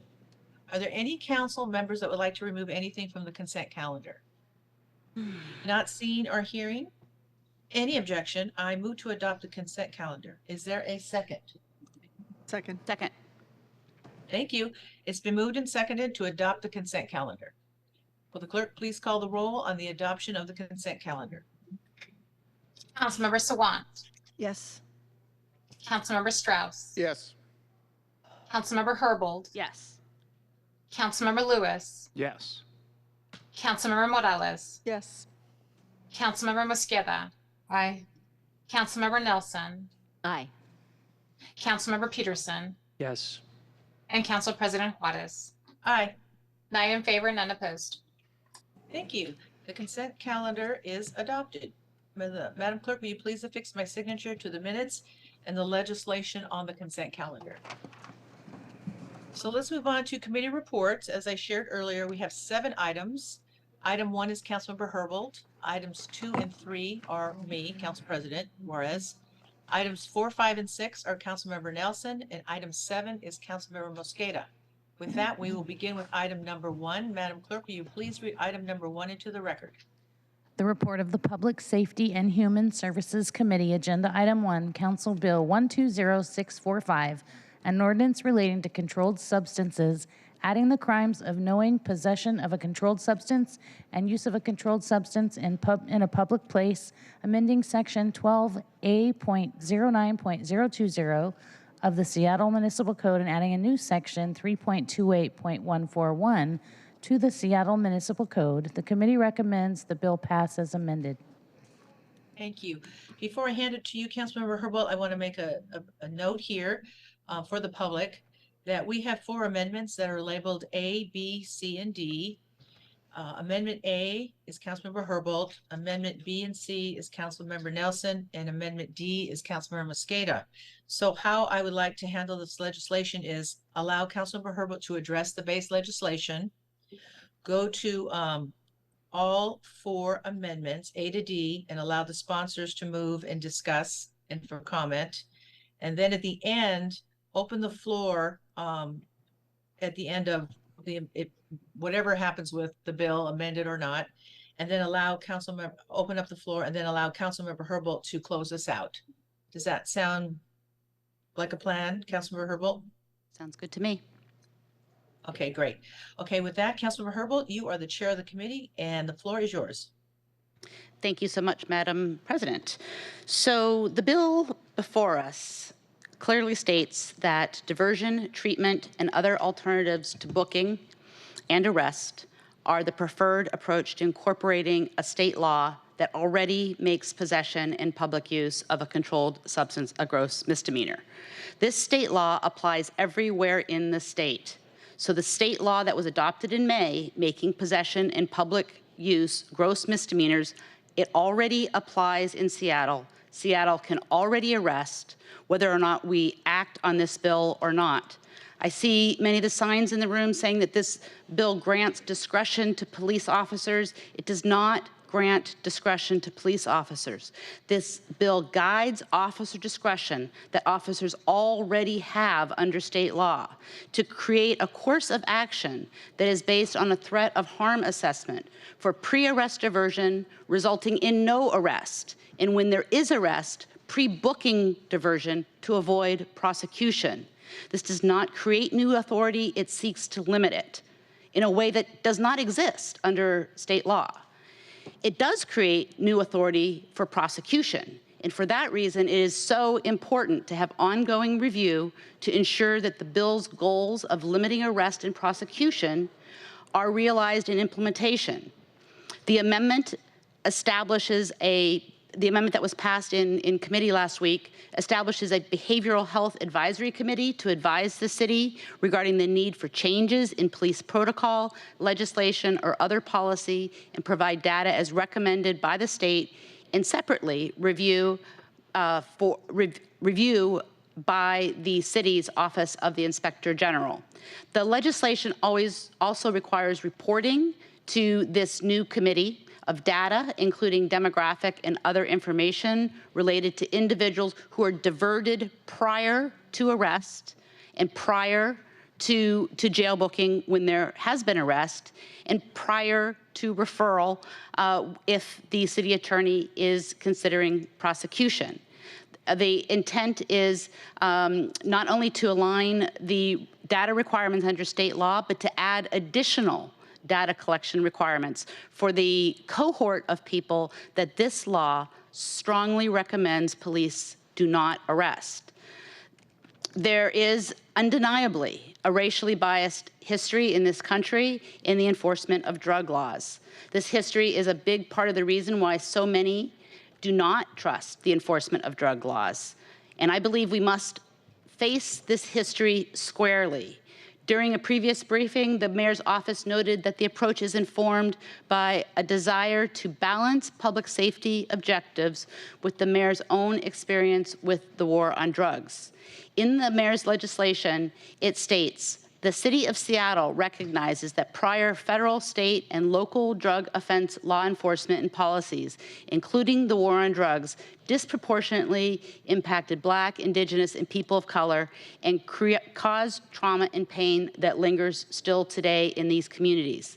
It further states that the city of Seattle is committed to not repeating the errors of the past and will work to have the implementation of this ordinance balance public safety with the well-being of individuals using controlled substances. This is a commitment to not repeat the errors of the past, and we need all of you to help ensure that in implementation that this commitment is realized. This is why the policy statement emphasizing diversion in the city of Seattle is so important. We know that even a small period of time in jail can result in people losing jobs, housing, and other important connections. We heard early in public comment that a misdemeanor can have this kind of life-changing impact.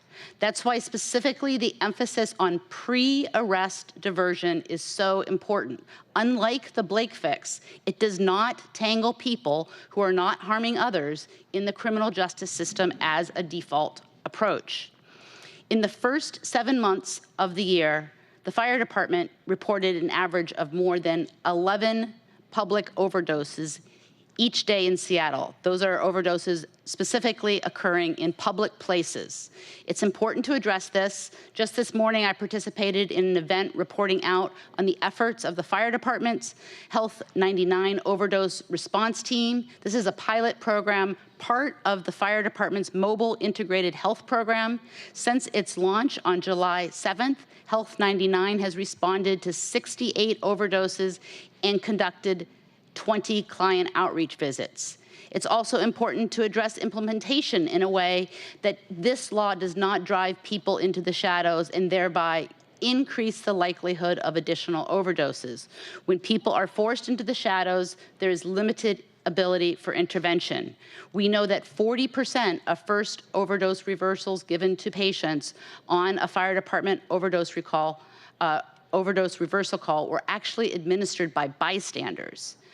The collaborative approach in developing this legislation, working with groups like LEAD, REACH, and We Deliver Care, again, are intended to guide and limit officer discretion and to identify people who this policy says loud and clear we don't think should be eligible for arrest, and steers that group of people to pre-arrest diversion. This is not a option that was considered under the Blake fix legislation at the state legislature, and I think it's an important element of this legislation. If we don't act on this legislation, police will still be able to arrest people, and I think it's really important for this council to guide the policies that define who and when people are arrested. As the council president mentioned, we have 4 proposed amendments. I know council central staff is available for questions on the amendments, and thanks in advance to the council president's office and the clerks for noting that we will need to suspend the rules should we have questions for the central staff. Thank you. Thank you, Councilmember Herbold. So what we'll do then is we'll start with the amendments. And I believe you're first up, Councilmember Herbold. Apologize. No problem. Short and sweet. Amendment A has been identified by central staff as a technical amendment to make technical and clarifying edits for consistency in drafting, convention, and ease of understanding. And with your permission, I'd like to move Amendment A. Just hold on one sec. Councilmember Lewis, is your comment to the base legislation, or are you trying to get ahead of Councilmember Herbold on her amendment? It's to the amendment, Council President, so I may as well also second the motion to move the amendment. Okay, so we have a second. Thank you. And then with that, it's been moved and seconded to adopt Amendment A as presented on the agenda. Councilmember spoke to it, so go ahead, Councilmember Lewis. Thank you, Council President. I will be voting in favor of Amendment A since it reflects largely technical changes to the bill that advanced out of committee. As pertains to the other amendments, I'm going to be sticking to the compromise that we passed out of committee and voting against the following 3 amendments, and I'll make additional comments as we go through amendment by amendment. But I do want to flag I will be supporting this amendment from Councilmember Herbold. Okay, so I'd ask all of you to keep your comments to the actual amendment that's in front of us. So thank you, Councilmember Lewis. Are there any other comments regarding Amendment A proposed by Councilmember Herbold? Councilor Mosqueda. Thank you very much. And this may be some in reference to the fact that central staff can be here as well. This amendment was described as technical in nature, but I do have some concerns with point J, an officer's failure to comply with this section. Section 3.28.141 shall not render an arrest unlawful if the arrest is otherwise supported by a probable cause. My concern, and perhaps this is for central staff, is that this makes the bill's purported focus on diversion less concrete if we expressly say that this diversion framework doesn't need to be followed. Is that in effect what we're saying here? Because if that's the impact, then it does not feel technical in nature. Okay, with that, Councilmember Mosqueda, is your question directed into central staff? Yeah, and appreciate them being here too, and that the good chair has offered for central staff to be here to answer some questions in full council. The reason that I'm asking this question is that council, the reason for the technical change that we heard is that council is empowered to tell the judges what makes an arrest unlawful. Do you understand what I'm saying, Asha? Yes, and I'm gonna suspend the rules and let Asha answer. Thank you, Council President. So we're gonna be doing a lot of this suspending to allow central staff. Madam Clerk, is there a way I can just, do I have to do it every time, or can I just do a blanket magic wand, suspend the rules, let them talk? You can do a blanket, suspend the rules to allow council members to ask questions of central staff. Great, that's what I'm gonna do. Then that way, when questions come up, I don't have to keep suspending the rules. So I'm gonna do the overall magic wand, suspend the rules. If there is no objection, the rules will be suspended to allow council central staff to present the amendments listed on the agenda and ask questions. Answer questions, I'm sorry. Hearing no objections, the rules are suspended, and we will now hear from central staff. And the floor is yours, Asha. Thank you. Asha Venkatraman, Council Central Staff for the record. To your question, Councilor Mosqueda, the version that was passed out of committee, as you'll see from the struck language on the amendment, was to say that failure to comply with those sections would not be a basis to exclude or render inadmissible any obtained evidence. As you mentioned, that is primarily a judicial decision and not a legislative one. And so the intent here of this amendment is to clarify that the legislative body is saying that the arrest itself would not be unlawful if the arrest is otherwise supported by probable cause. And so in that way, the effect is the same from either clause here. It's just that the arrest being unlawful is not a judicial determination; it's a legislative one. Okay, thank you. I think that I'm going to be voting no on this amendment. I think we're making a choice here, and the choice in front of us, in my opinion, I agree that there's technical aspects of this amendment, but the concern that I have with the component I raise is that we could be choosing to ensure that the diversion framework is adhered to tell the judges that an officer's failure to follow the diversion framework would make the arrest unlawful. My fear is that this amendment instead proposes the opposite. And I don't think that it is something I can support this afternoon. Thank you, Councilor Mosqueda. Are any of my colleagues have any other comments in regards to the Amendment A as presented? All right. Councilor Herbold, is there anything you want to say before we go to a vote? Sure, thanks. Just to clarify, in all of these cases, probable cause has already been established. That is the assumption associated with this ordinance. And so I think this is just consistent with that understanding that probable cause under state law has already been established. And I view this language consistent with the intent as established under the version that we voted out of committee. Very good. Thank you. With that, Madam Clerk, will you please call the roll on the adoption of Amendment A? Councilmember Sawant. No. Councilmember Strauss. Yes. Councilmember Herbold. Yes. Councilmember Lewis. Yes. Councilmember Morales. No. Councilmember Mosqueda. No. Councilmember Nelson. Aye. Councilmember Peterson. Yes.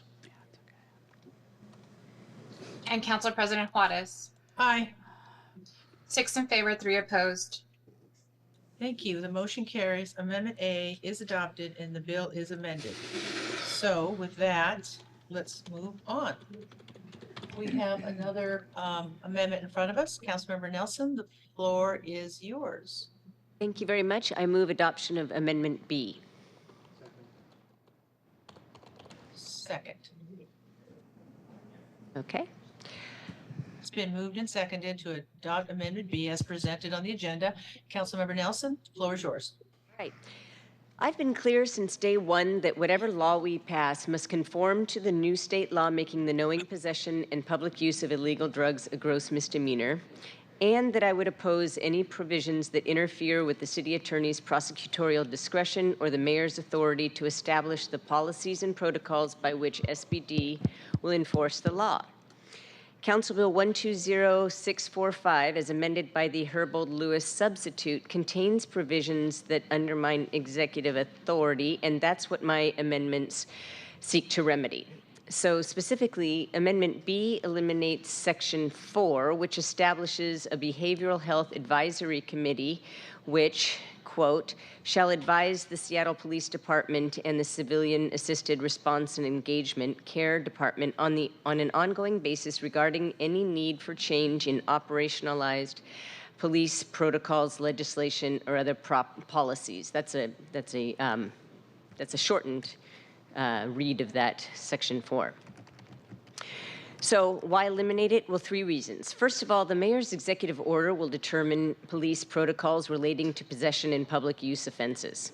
Second, the mayor already established a 24-member fentanyl systems work group, and another advisory committee would be duplicative, probably, and I'm wary of any committee that's tasked with parallel things, with parallel subject matter that they will be weighing in on.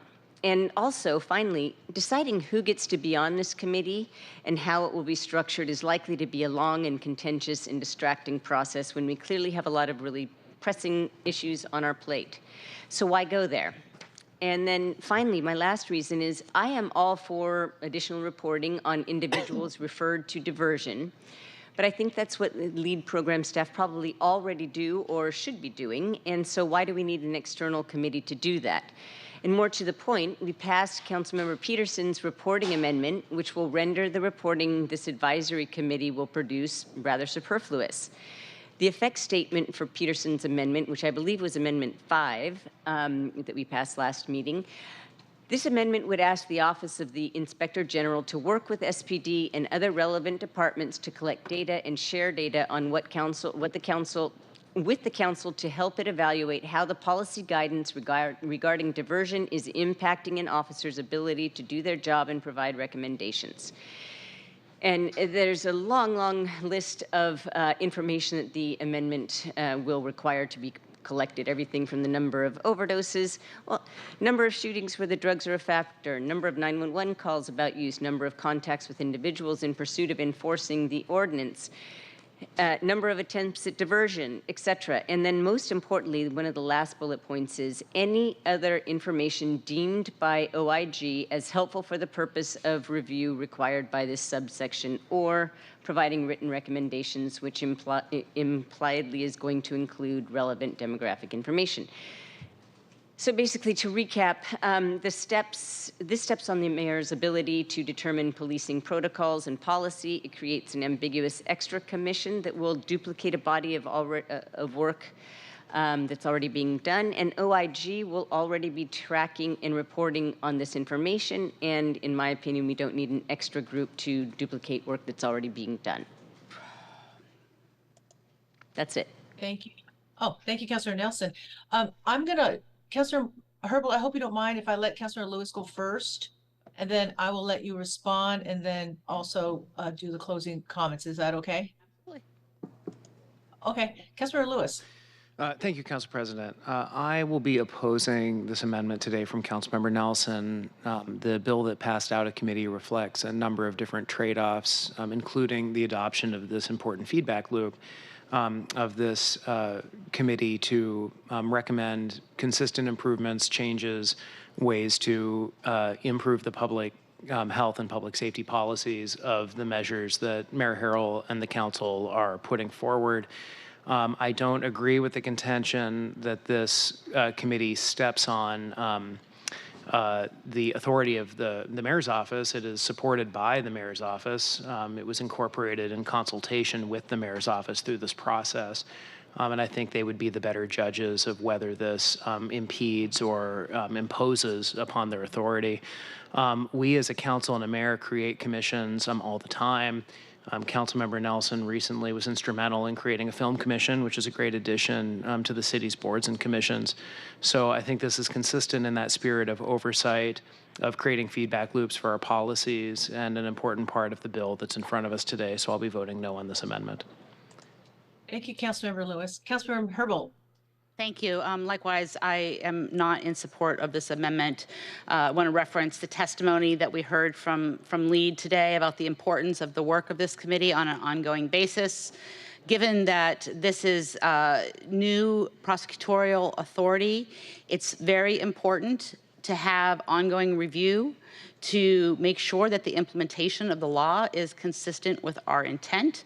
That intent being to limit discretion, to limit arrests, and limit prosecutions. The amendment establishes a behavioral health advisory committee to advise the city regarding needs for changes in the future for police protocol, legislation, or other policy, and to provide data as recommended by the state's substance abuse and recovery plan.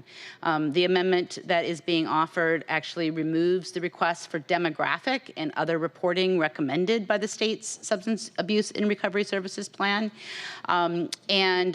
This section only requests a biannual report. I also just want to say for the record, I do not agree that this would undermine executive authority. We consulted with the mayor's office about this. It does not undermine the scope of work of the fentanyl task force that was established by the mayor, and we have actually discussed the possibility of that group potentially taking on the work of this new behavioral health advisory committee once that group's work is done. So not seeing a lot of conflict there, just seeing the potential for a lot of good information to confirm that this law is being implemented in a way that's consistent with our intent. Thank you. Thank you, Councilmember Herbold. Okay, so we are going to move to a vote on Amendment B. Will the clerk please call the roll on the adoption of Amendment B? Councilmember Sawant. No. Councilmember Strauss. No. Councilmember Herbold. No. Councilmember Lewis. No.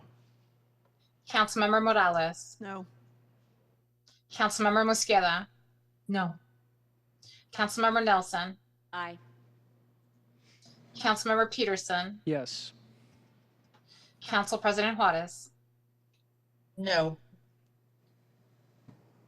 2 in favor, 7 opposed. Thank you. So now I have some language here. So the motion fails and the amendment is not adopted. Is that correct, Madam Clerk? That's correct. Thank you. Amendment Okay. B. Yes, I'm sorry. Amendment B fails and the amendment is not adopted. Okay. Let's move on to Amendment C, which I understand Councilmember Nelson will tee up for us. Councilor Nelson, do you want to move your amendment? Yes, I move adoption of Amendment C. Second. It has been moved and seconded to adopt Amendment C as presented on the agenda. Councilmember Nelson, the floor is yours. I'll read the effect as written by central staff.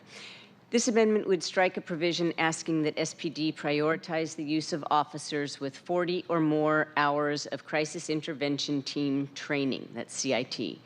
This removal of this provision would allow any officer, regardless of their CIT training, to respond to these crimes.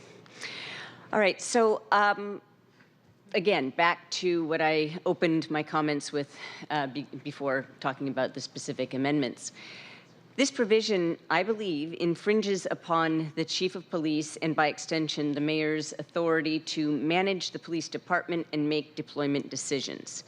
While it provides some wiggle room based primarily on officer availability and location, the reality is that SPD is so severely short-staffed that they routinely have to bring in officers on overtime just to meet the basic patrol staffing needs. And I don't know how many patrol officers even have 40 hours of CIT training. So this priority will be very difficult to meet, and that presents serious legal concerns. For example, the officer's decisions may be challenged in a lawsuit in part because the officer fell below the expected training level detailed by the ordinance. And then there are even worse outcomes I'm not allowed to mention because of attorney-client privilege. In closing, I'll just note that ever since I've been in office, Councilmembers Herbold and Lewis have championed a non-uniformed response to crisis calls because there's widespread agreement that officers should not be serving as social workers. And this provision, while I can see the logic and see that it would be helpful, goes in the opposite direction and does generate some problems that I think are concerning from a legal standpoint. That's it. Thank you, Councilor Nelson. And I'm going to do it again. Councilor Lewis, I'm guessing that you want to speak to Amendment C, and then I'm going to let Councilmember, unless other council members raise their hand in between, let Councilmember Herbold close this out on this matter. Councilor Lewis. Thank you, Council President. I'll be voting against this amendment.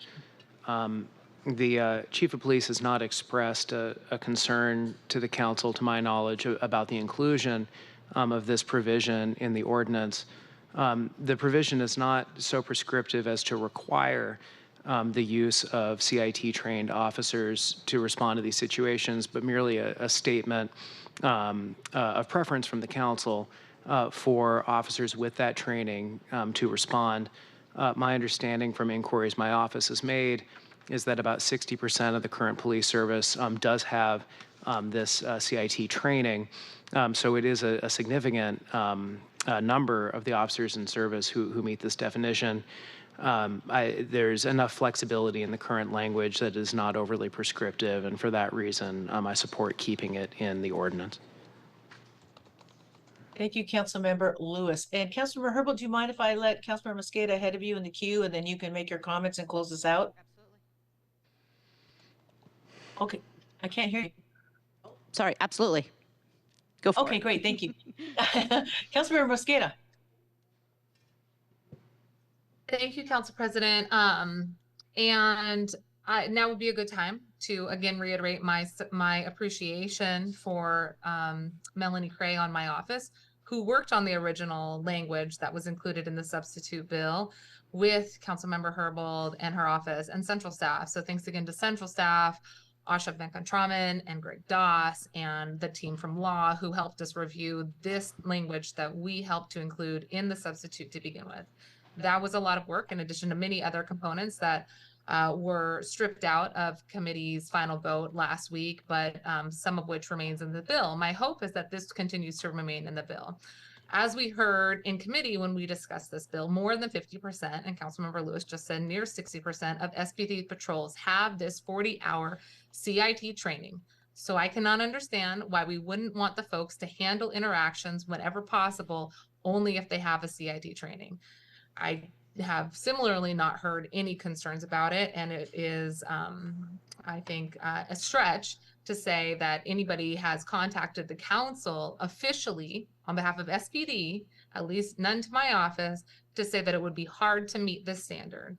This issue has not been brought up to us by SPD, and I don't believe in good faith we can say that we are prioritizing diversion when we aren't going to prioritize using officers who have enhanced crisis intervention training.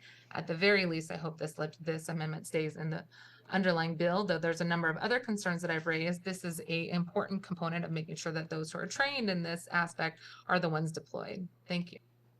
Thank you, Councilor Mosqueda. Councilor Herbold. Thank you. All I want to add is this was language that was included in the substitute upon Councilmember Mosqueda's request. I do support inclusion. It does not create a mandate. It creates a deployment preference that, as Councilmember Lewis explained, is one that neither the mayor's office nor the chief of police have indicated is a preference that they can't work to try to consider in making deployment decisions. Thank you. Thank you, Councilmember Herbold. And with that, we are going to move to a vote. Madam Clerk, will you please call the roll on the adoption of Amendment C? Councilmember Sawant. No. Councilmember Strauss. Yes. Councilmember Herbold. No.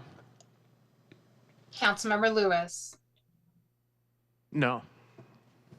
Councilmember Morales. No. Thank you. Councilmember Mosqueda. No. Councilmember Nelson. Councilmember Peterson. No. And Council President Juarez. No. 2 in favor, 7 opposed. Thank you, Madam Clerk. The motion fails in the amendment. Amendment C is not adopted. Okay, let's move on to, we have a Amendment D from Councilmember Mosqueda. So with that, Councilmember Mosqueda, you want to move your motion? Thank you, Madam President. I move the council consideration of Amendment D. Second. Second. All right, it's been moved and seconded to adopt Amendment D as presented on the agenda. Councilmember Mosqueda, the floor is yours. Thank you very much, Madam President, and thanks to the Chair of Public Safety, Councilmember Herbold, for her ongoing support of this issue. I think that it's clear from the summary of this amendment, and thanks to the central staff again for working with my office and Melanie Cray for her steadfast commitment to continually be looking for ways that we could be putting additional sideboards into this legislation. This change would require an officer to both make an assessment of threat to harm to others and make an attempt to divert when an individual only poses a threat of harm to themselves by changing the language to say that says may in sections G and H to shall. This is an attempt to strengthen the diversion framework that is laid out in this bill that the sponsors have spoken to. I acknowledge I raised concerns about Amendment A on some of these aspects, but Amendment D helps provide additional sideboards that the good Chair of Public Safety was supportive of in committee as well, if I remember correctly. Madam Chair, I hope I'm not putting words in your mouth or forgetting the process there. The other amendments that were adopted in committee have slowly whittled down the teeth of this bill, and I remain concerned that in the current form, there's merely a suggestion of diversion. I've attempted throughout this process to help mitigate the potential harm caused by the approach here to double down on additional prosecutorial authority in the city of Seattle and ensure that we are pushing for and in fact mandating diversion wherever possible. This is a small change that I think sends a strong message. Even though the language and the investments around diversion indicate a huge question mark for our consideration as the budget has not yet been released, we want to ensure that the statute directs officers wherever possible to default to the pre-arrest diversion process instead of arrest and prosecution. Thank you, Madam President. Thank you, Councilmember Mosqueda. And again, I'm going to let Councilmember Lewis go. Councilmember Mosqueda, Herbold, if that's okay. Councilmember Lewis. Thank you, Council President. I respect the intent of the sponsor in bringing this amendment forward. I still think, as I argued in committee, that the more prescriptive language is better reserved to executive orders, given that that is where the direct instruction from the chief and the mayor come in how these policies are to be carried out, and believe that that is consistent with the legal framework of how our government is set up. Were this amendment to attach, I would still support the underlying legislation. I think that ultimately the policy is going to be the same, whether it's in the ordinance or the ordinance complemented by executive action. But given the trade-offs and negotiations between colleagues that we made in committee, I will, in the same spirit as rejecting Councilmember Nelson's amendments, be rejecting this amendment today, though I do appreciate the intent of the author. Thank you. Councilmember Herbold. Thank you so much. Just want to clarify for my co-sponsor, and hopefully that might result in a reconsideration, but this amendment as proposed by Councilmember Mosqueda actually restores the language as proposed by the mayor. I support returning to that language and the policy intent of the mayor in that language. Just as a reminder, this bill is different than the version of legislation proposed by the city attorney and council members Peterson and Nelson. And I'd really like to respect the work that the mayor did in bringing together a group of stakeholders to work on this bill and develop a nuanced approach. Thank you. Thank you. Mr. Lewis, is that a new hand or an old hand? That's the old hand, Council President. Okay. Okay. So with that, we are going to, oh, Councilmember Nelson.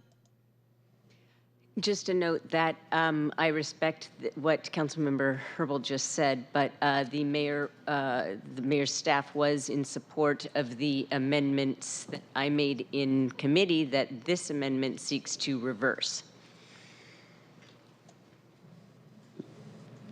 Okay, thank you for that clarification. I appreciate that.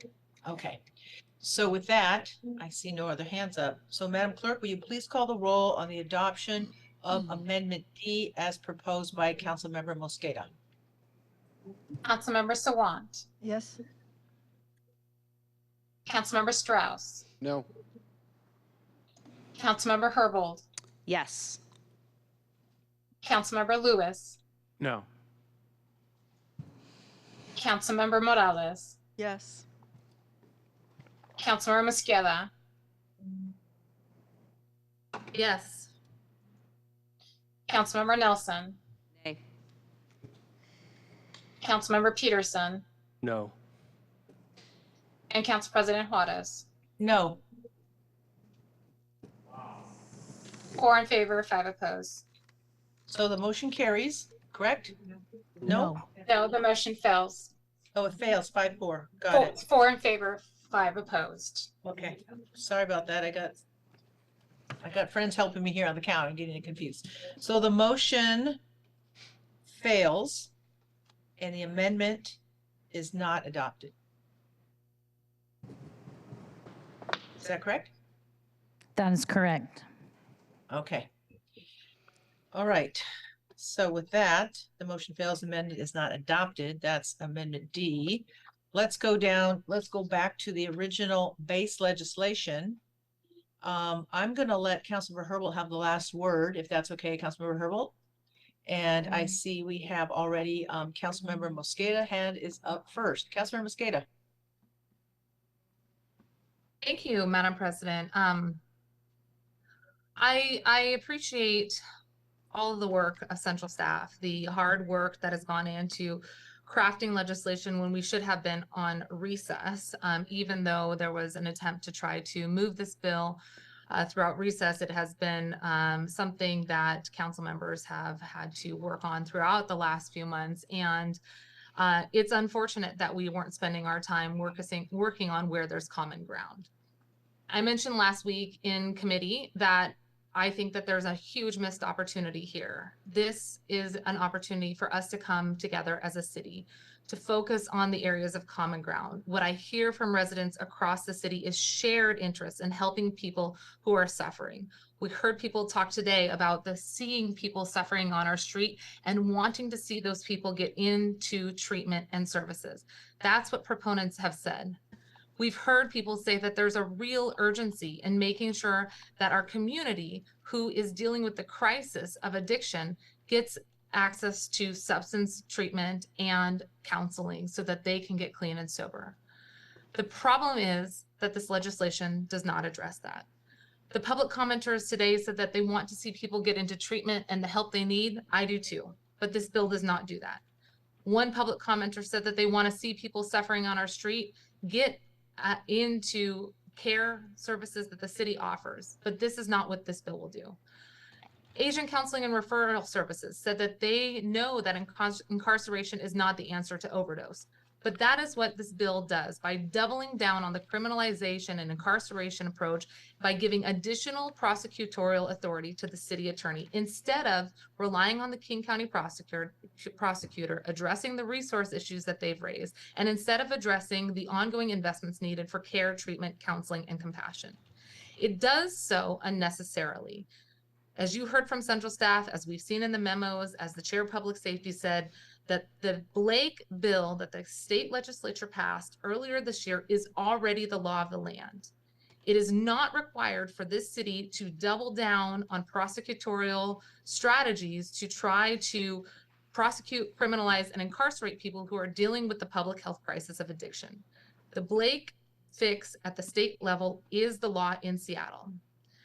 What we could be doing right now, instead of giving additional prosecutorial authority to the city attorney, is we could be focusing on complementary components to that state law.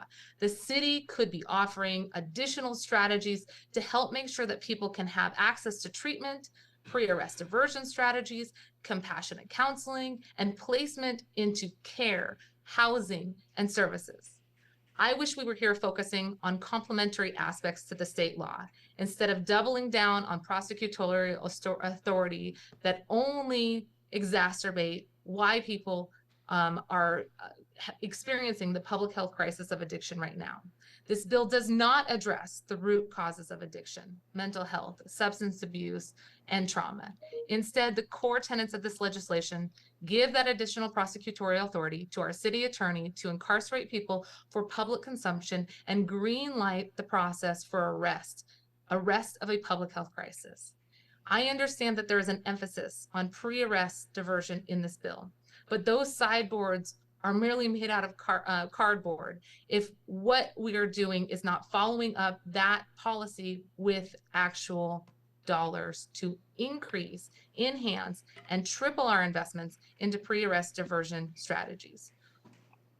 We want to make sure that we are not offering a hollow promise with this legislation. So while the emphasis is on pre-arrest diversion and not arrest, we are not actually able to follow through with that without assurances that there will be funding in the budget to provide, expand, and enhance diversion strategy. It is a hollow promise to say that this is somehow prioritizing anything other than arrest and city prosecution without knowing that there is increased new funding for pre-arrest diversion strategies. Given the background and the work that I've done in public health, and my commitment to addressing root causes of behavioral health and substance use disorder, as well as my duty as budget chair, I cannot in good conscience vote for this bill because I want to be very clear. It is evident that there is not going to be additional funding for pre-arrest diversion strategies. There is not going to be funding that will increase the pre-booking diversion programming in the upcoming budget. Because even if we have the same amount of funding for pre-arrest and diversion strategies that we had in the previous year, even if it includes inflation, it will not begin to be enough funding to cover the additional costs that this law and prosecution will bring about. And as budget chair, I mentioned, I wanted to correct the misinformation or the information that's out there that this bill somehow brings with it $27 million new dollars. $7 million of that will be considered in Council Member Herbold's committee next week, which I look forward to supporting. $7 million of that is underspend that we will be allocating to additional brick and mortar capital investments to try to have additional landing zones for people to go to. But 20 million of that is spread over near 20 years. And when you take away 20%, which will be administrative costs, we are looking at less than $1 million a year for added investments into diversion strategies. It's around $700,000 that's new funding that is being purported to come with this bill annually. That is nowhere near enough to ensure that people are getting access to the treatment, to the care, and the services that is uniformly desired across our city. Those who are concerned with this bill and those who are proponents of this bill, we are all asking for the same thing, for more investments to go into making sure people can have a landing zone to get treated, to get care, to get off of substances, to have their mental health services met, their mental health needs met. That is not what this legislation offers, especially with the sideboards that have been torn down in this legislation. Next week is when the budget is released by the mayor's office. The proposed budget is released a week from now. I had asked for this legislation to be held for 1 week so we could see if the promised funding that was supposed to correspond with enhanced pre-arrest diversion strategies was actually included and at a level necessary to prevent officers from defaulting to arrest. Because right now we don't have the infrastructure, the services, or the personnel needed to ensure that pre-arrest diversion is the priority and the default versus arrest and prosecution. I hope we will continue to work on this in the upcoming year, but I know that there will not be enough funding in the proposed budget to make this a true commitment that pre-arrest and diversion strategies will be the priority. Instead, this will lead to increased incarceration. And when people who have substance abuse addiction are incarcerated, they are more likely to die while in jail, or they are more likely to die and overdose when released. This is not a strategy to get us to the same thing that we all want, more people getting access to care and treatment. This is not a strategy to ensure that the very people who are living outside and consuming outside get off of the substances they're using and get into care and treatment. This will only exacerbate the situation that they are facing, and it will exacerbate the racial disparities that we currently see in terms of who is being arrested and incarcerated.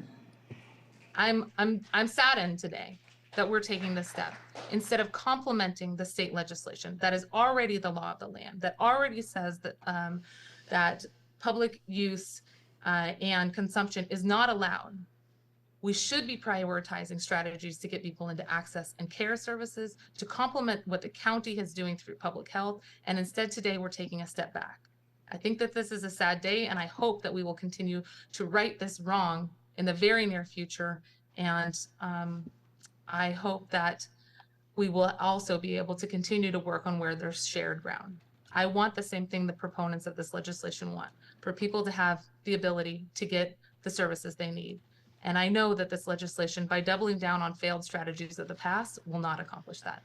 I'll be voting no today, sadly. Thank you, Councilmember Mosqueda. I see the order of hands here with Councilmember Morales and Councilmember Lewis. Council President. Pardon me? Councilmember Morales? Sorry, we couldn't hear you. Yeah. Oh, okay. So when the hands were going up, I noted Councilmember Morales was first, and then Councilmember Lewis, and then Councilmember Sawant, because I'm reserving the end for Councilmember Herbold. So with that, we will go. President Juarez, Councilmember Nelson was before me. Oh, I just saw her hand. Thank you, Councilmember Sawant. So let me put that in there. Okay. With that, Councilmember Morales, go ahead. Thank you, Council President. As we vote on this bill today, I have to say that I'm deeply frustrated and I'm deeply saddened.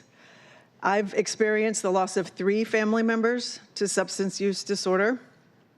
They were not a statistic. They were my family. They were members of our community, and they are deeply missed. I know my own experience isn't unique, and I know several of my colleagues have shared similar experiences. Unfortunately, what we are doing today is that even after a hard-fought debate from some of my colleagues who sit on the Public Safety Committee, the bill before us remains ineffective. It adds potential racial harm and makes false promises at a time when folks are desperate for solutions. This bill is unnecessary, dare I say performative. Without this legislation, as Councilmember Herbold has said, knowingly possessing a prohibited substance and using a prohibited substance in public are already gross misdemeanors. Our state legislature clearly defined the prohibition of drug use in a public place. Similar to the bill before us, the state law encourages local law enforcement and courts to divert, but does not require it.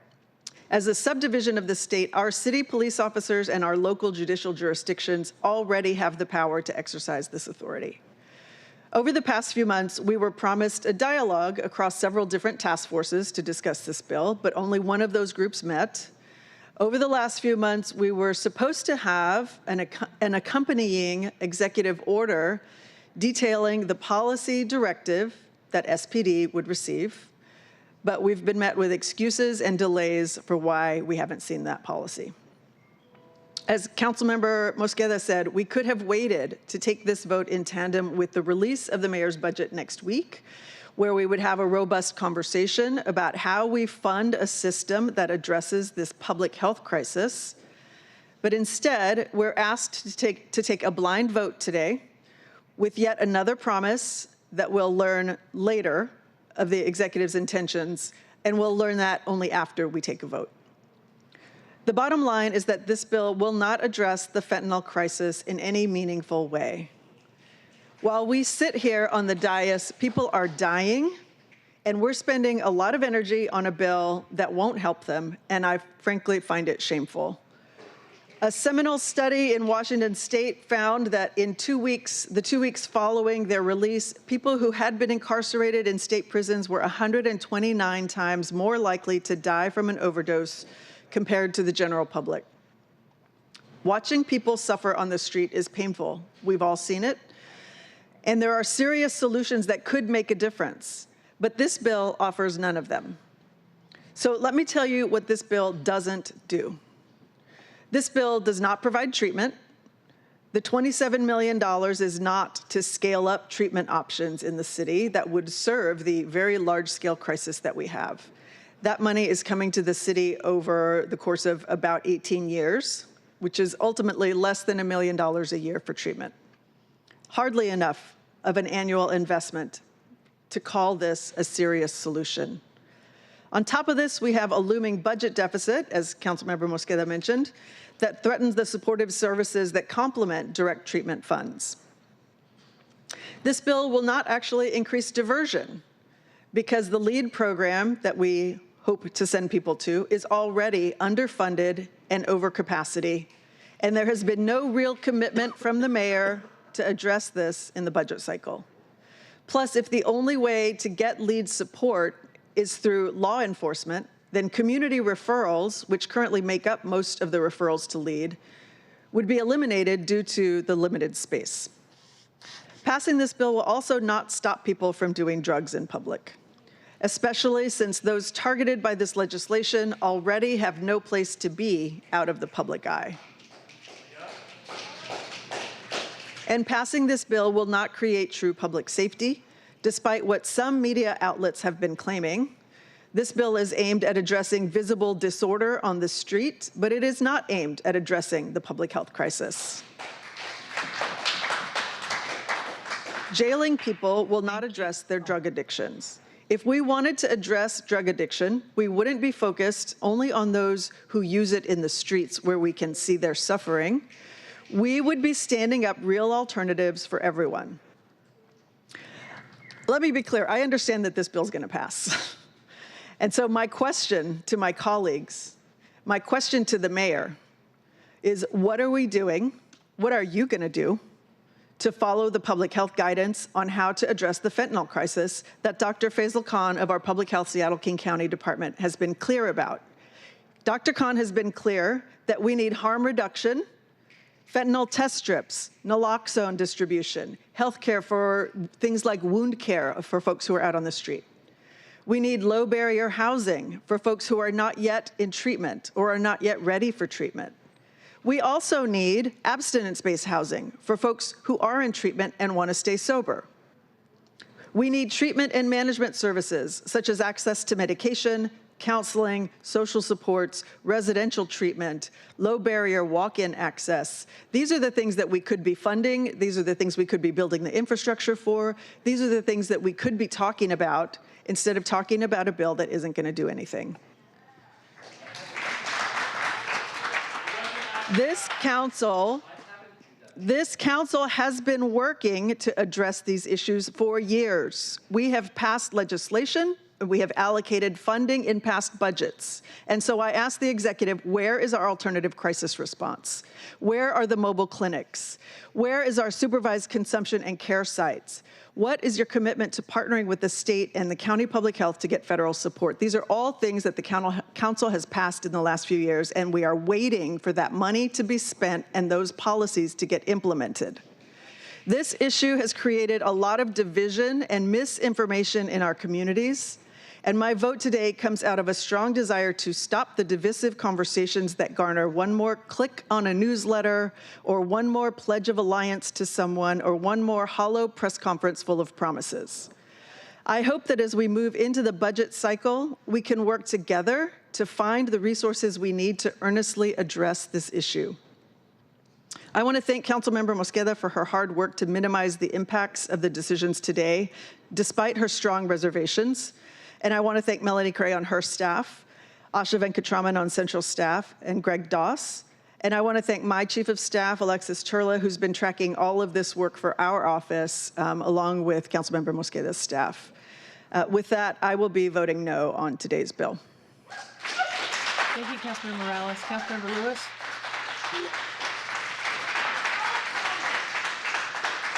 Councilmember Lewis?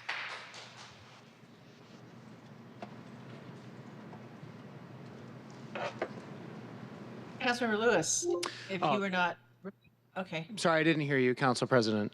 Yes, thank you, Council President, for recognizing me. I want to start by thanking Councilmember Herbold for presiding over a long and deliberative process that was not part of our previous deliberations on a previous iteration of this bill, in consultation with the mayor's office to come up with the package that's in front of us today. The bill that is in front of us, I will be the first person to acknowledge, is not going to be a panacea to solve every single problem that is associated with the fentanyl epidemic. I don't think anybody would argue that this bill in and of itself is not going to be the magic solution that fixes the situation that we are facing. Hold on, look, I listened patiently to everybody in the audience. Let me talk first, and then you can jeer all you want to afterwards. But I'm just going to say that when we considered the previous policy, we were tacitly being asked to endorse a policy that was going to resolve our public health crisis in our courts. That is not what's in front of us today. It absolutely isn't. We are setting up a process with Mayor Harrell, and I give Mayor Harrell a colossal amount of credit for the convening around the bill that's in front of us today, to emphasize warm handoffs to service providers, making full use of our diversion partners through law enforcement assisted diversion in cases where arrests and referrals do occur, pre-file diversion programs that we did in our supplemental budget increase funding for by over 1/3. These are the kinds of interventions that we should be emphasizing to make sure that we're getting people into treatment, into diversion, into housing, all of the initiatives that this council funds. One thing that I would point out, through our partnership with Mayor Harrell, a lot of these initiatives, I would say respectfully to Councilmember Morales' points, a lot of these initiatives are moving forward. We are launching an alternative dual dispatch response next month in October, due to the work of Mayor Harrell and his team and Chair Herbold in Public Safety, where we have pushed that initiative forward. Council Member Herbold, I'm sure, is going to speak to the post-overdose recovery team that Mayor Harrell and Councilmember Herbold announced this morning at a press availability. There are initiatives and programs and efforts that we are putting forward to lead with wellness, to lead with an emphasis on public health outcomes. I would be remiss if I didn't mention that the power and authority that police reserve to make arrests under the post-Blake fix exists regardless of what this council does. A point that Councilmember Herbold made earlier in our deliberations is that without this bill, the deliberative guidance that we've worked on with Mayor Harrell and crafted with Mayor Harrell does not exist as part of what factors into how that discretion is utilized and how it is used. This bill does not give additional powers to law enforcement. This bill gives additional guidance and an endorsement of that guidance to focus on public health best practices that are alternatives to incarceration and entering the criminal legal system. So for that reason, I will be supporting this bill today, but I do take on the remarks that Councilmember Morales put forward, that the remarks that Councilmember Morales put forward, that this bill in and of itself, if it is not supported by adequate investments in the public health and diversion resources that we advocate for, is not going to have the impact that we all want it to see. So with that, Council President, I will yield back to you. Thank you, Councilmember Lewis. And next in the queue is Councilmember Nelson. Councilmember Nelson.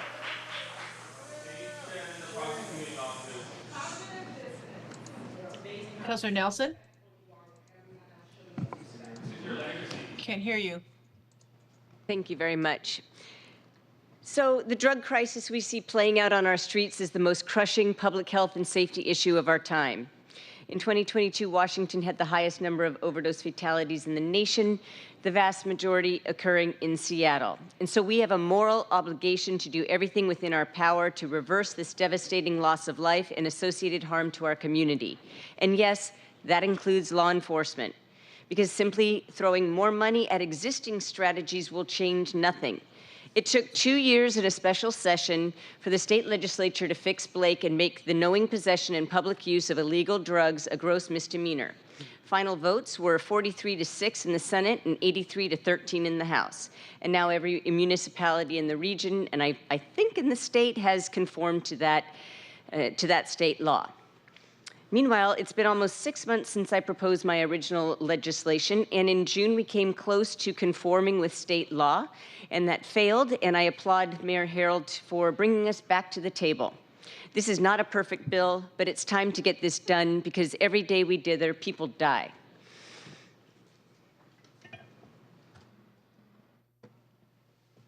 Are you finished with your comments? I'm sorry, Councilmember Nelson. Yes? Yes.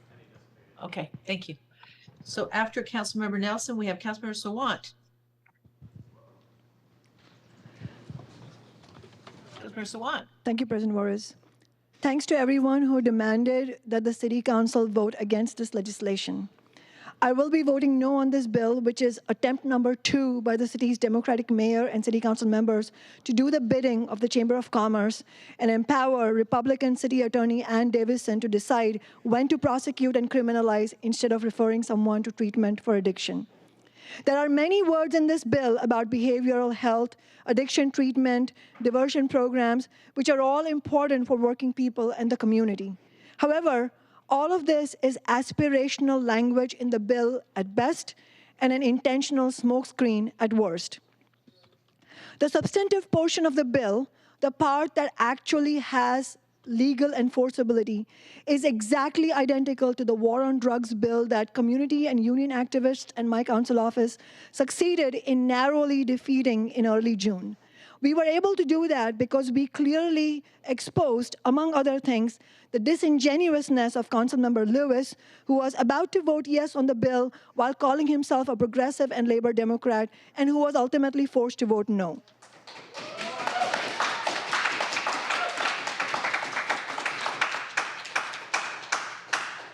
Just like that previous bill, the real effect of this legislation today is to allow the political establishment to prosecute and destroy the lives of those who need medical treatment, affordable housing, and jobs.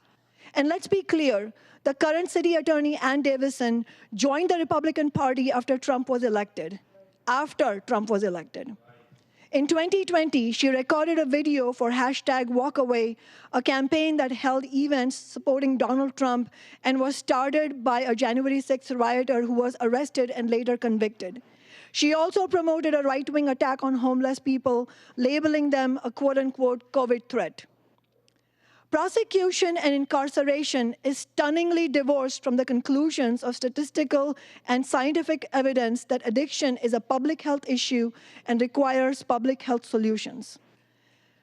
Despite press announcements from the Democratic establishment boasting a $27 million, supposedly a $27 million investment in addiction recovery services, this bill does not include 1 penny for treatment services and will ultimately divert more and more public resources towards imprisoning poor people and Black and brown people rather than helping people with addiction gain access to services that have been proven to help, such as methadone clinics, let alone addressing the crisis of poverty by taxing the wealthy to fully fund education, housing, healthcare, and living wage jobs.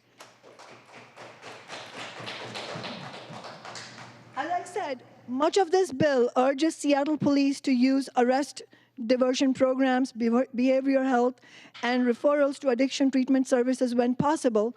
However, the bill does nothing to actually make that happen. Right now, without this bill, Seattle police have the discretion and power to decide whom they will arrest for using illegal drugs and whom they will refer to services. That power is not being changed by this bill. The thing that changes is to which prosecutor arrested individuals are sent. The idea that the Seattle Police Department's behavior will change based on the non-binding recommendations in this bill is simply not credible. Seattle police officer Daniel Orderer cackled in response to the death of Jahnavi Kandula, a young Indian exchange student, after she was run over by Officer Kevin Dave's police vehicle, saying her life, quote, had limited value, end quote. Orderer's actions are far from an exception in police departments nationwide under both Democrats and Republicans, which use excessive force with impunity, especially against the poor, those facing mental health challenges, women, and marginalized communities. Does anybody honestly think that officers like Orderer will care about a recommendation to consider behavioral health? In reality, this bill shows a dishonest response to the fentanyl crisis, which has reached tragic and frightening proportions. The opioid epidemic is affecting vast swaths of the American working class and poor, but the crisis is especially severe in communities of color. From 2019 to 2020, overdose deaths increased 44% for Black people and 39% for American Indian and Alaska Native people. Most people who died by overdose had no evidence of substance abuse treatment before their deaths. According to a February 2nd, 2022 report from the Stanford Lancet Commission on the North American opioid crisis, 1.2 million people in the US and Canada will die of opioid overdoses by the end of the decade without urgent intervention. Half a century of the so-called war on drugs has proven one thing: criminalization of addiction will absolutely not address the nation's raging opioid crisis. Drug overdose is the leading cause of death following release from the criminal justice system internationally. The majority of overdose deaths are opioid-related. And individuals released from prison in Washington state had 129 times greater risk of drug overdose in the first 2 weeks post-release relative to the general population. The majority of these overdoses involved opioids. Seattle's and Washington state's Democratic establishment have outrageously spent decades refusing to support even minimal solutions that are statistically proven to work, such as safe consumption sites, AKA CHELS, community health engagement locations, and fully funded public services, let alone rent control, taxes on the wealthy to fund what we need. In 2017, my office and the People's Budget Movement won a budget amendment to fund establishing a CHEL, but mayor after Democratic Party mayor has refused to use those resources for that purpose. Instead, Seattle Democrats pushed through a shameful Seattle Police Officers Guild contract that has stood in the way of any police accountability ever since. I was the only no vote on that contract. Every Democrat on the council that year voted yes, including the now Mayor Harrell and current council members Herbold, Juarez, and Mosqueda. Instead of criminalizing those caught up in the cycle of the opioid crisis, it's time that we go after its billionaire architects, but neither the Democrats nor the Republicans are going to do that. Where are the criminal charges for big pharma billionaires who have made hundreds of billions of dollars from selling dangerous opioids? Is the incarceration of the billionaire Sackler family whose fraudulent marketing of OxyContin has killed thousands?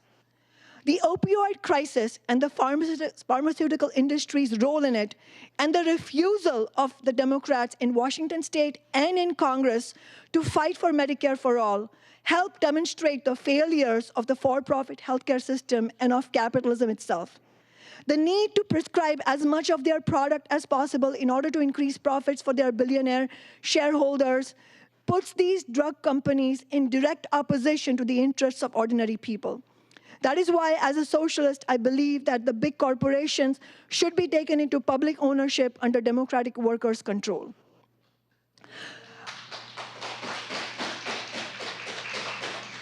I also want to register my opposition to the decision to push this vote to today rather than next week when it would have naturally come to the City Council. Calling the vote 1 week early has caused it to conflict with the important rally organized by the Coalition of City Unions happening now outside City Hall. The Harrell administration is scandalously attempting to force city public sector workers to accept a contract with wages that fall far, far short of the breathtaking and unprecedented cost of living in our city.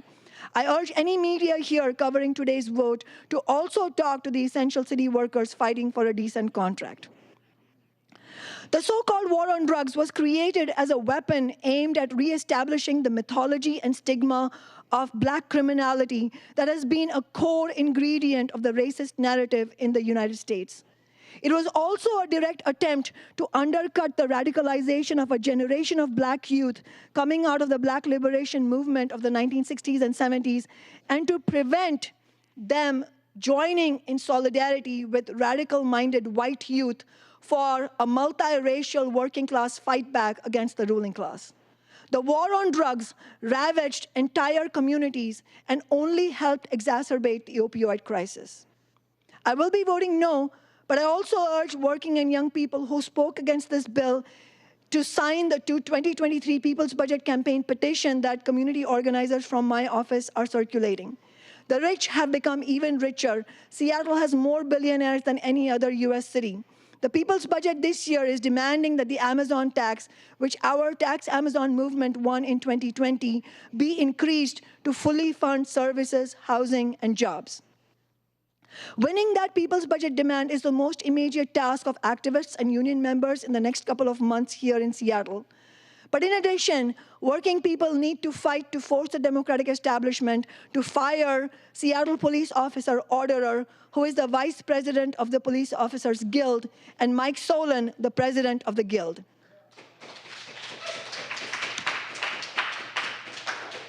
We also need to fight to win an elected community oversight board with full powers over the police, including hiring and firing and policies and procedures. Last but not least, the fact that this bill is going to pass today on a city council with 8 Democrats and 1 socialist should be a reminder that the Democrats, no more than the Republicans, represent working people. Poll results published just today show that 4 times as many Americans have unfavorable views of both parties today than they did in 2002, an all-time high, with Republicans and Democrats equally unpopular. Working people in America urgently need our own political party, solidarity. Thank you, Councilmember Sawant. I have a few words, and then I'm going to hand it off to Councilmember Herbold to, as the sponsor, to respond and wrap up her comments and do her closing statement. I just want to share, I'm not going to spend a whole lot of time on this. It's already been said. The Washington State Supreme Court struck down Blake in 2021. So we fast forward to today, it's been 2 years and 7 months. We know that the state legislature addressed this in May of 2023. A different bill was in front of us, proposed by Councilmember Nelson and Peterson on June 6th, and it failed 5-4. And then we went back to the drawing board, and here we are today. So I just want to thank Councilmember Herbold for her sturdiness, for getting this and working with and doing this work to get us to where we are today. It is not the perfect bill. We need order because everybody gets a chance to speak. You had a chance. So if you I don't want to have people removed. That's ridiculous. Just let me speak. Thank you. So with that, some of us were here during the war on drugs, and that's arguable about whether or not that's what we're looking at today. I agree with Councilmember Sawant about the Sackler family and the issues that we dealt with in the lawsuits and the settlements that are coming through. This was not done 1 week early. It was done in discussion with the chair, who I always defer to, a chair of a committee, to see what meets their needs and central staff. And with that, I will be supporting this. Is it the best? No. Is it an answer to everything? Absolutely not. But I am confident, and regardless of anyone's political affiliation, whether they're a Republican, a progressive, a socialist, a Democrat, I really don't care. But I do care is about the loss of life, public safety, that everyone should be safe, everyone should be able to use our parks and streets, and that we start with, as the state bill, the Senate bill started with, if you read the very first paragraph, this is a therapeutic approach to a public health emergency. And we, as elected officials, we're still human. We're trying to do the best we can do with what we have here. And this is not the end. This is the beginning on how we address this crisis in our city with a model that starts with treatment first. And I don't believe we're doubling down. I don't think we're giving more prosecutorial power. I think we're following the law to the best of our ability. I want to thank Councilmember Lewis and Councilmember Herbold for working closely, for standing up alternative methods for addressing people who are in distress and mental health. And also, I completely understand what Councilmember Mosqueda is saying about where is the money going to be for this? And we still have these questions that need to be answered. And they are big questions. But again, we have to look at how we move forward as a city and how we heal. And I'm not going to conflate all the other issues that are going on out there. I want to focus on this bill and what we're doing here today. So thank you. And with that, I'm going to hand it over to Councilmember Herbold to close this out. Councilmember Herbold. Thank you, Madam President. Many of you have spoken today about the use of discretion by officers. First, without passage of this law, under state law, SPD can and likely will arrest. This bill has absolutely no impact on that.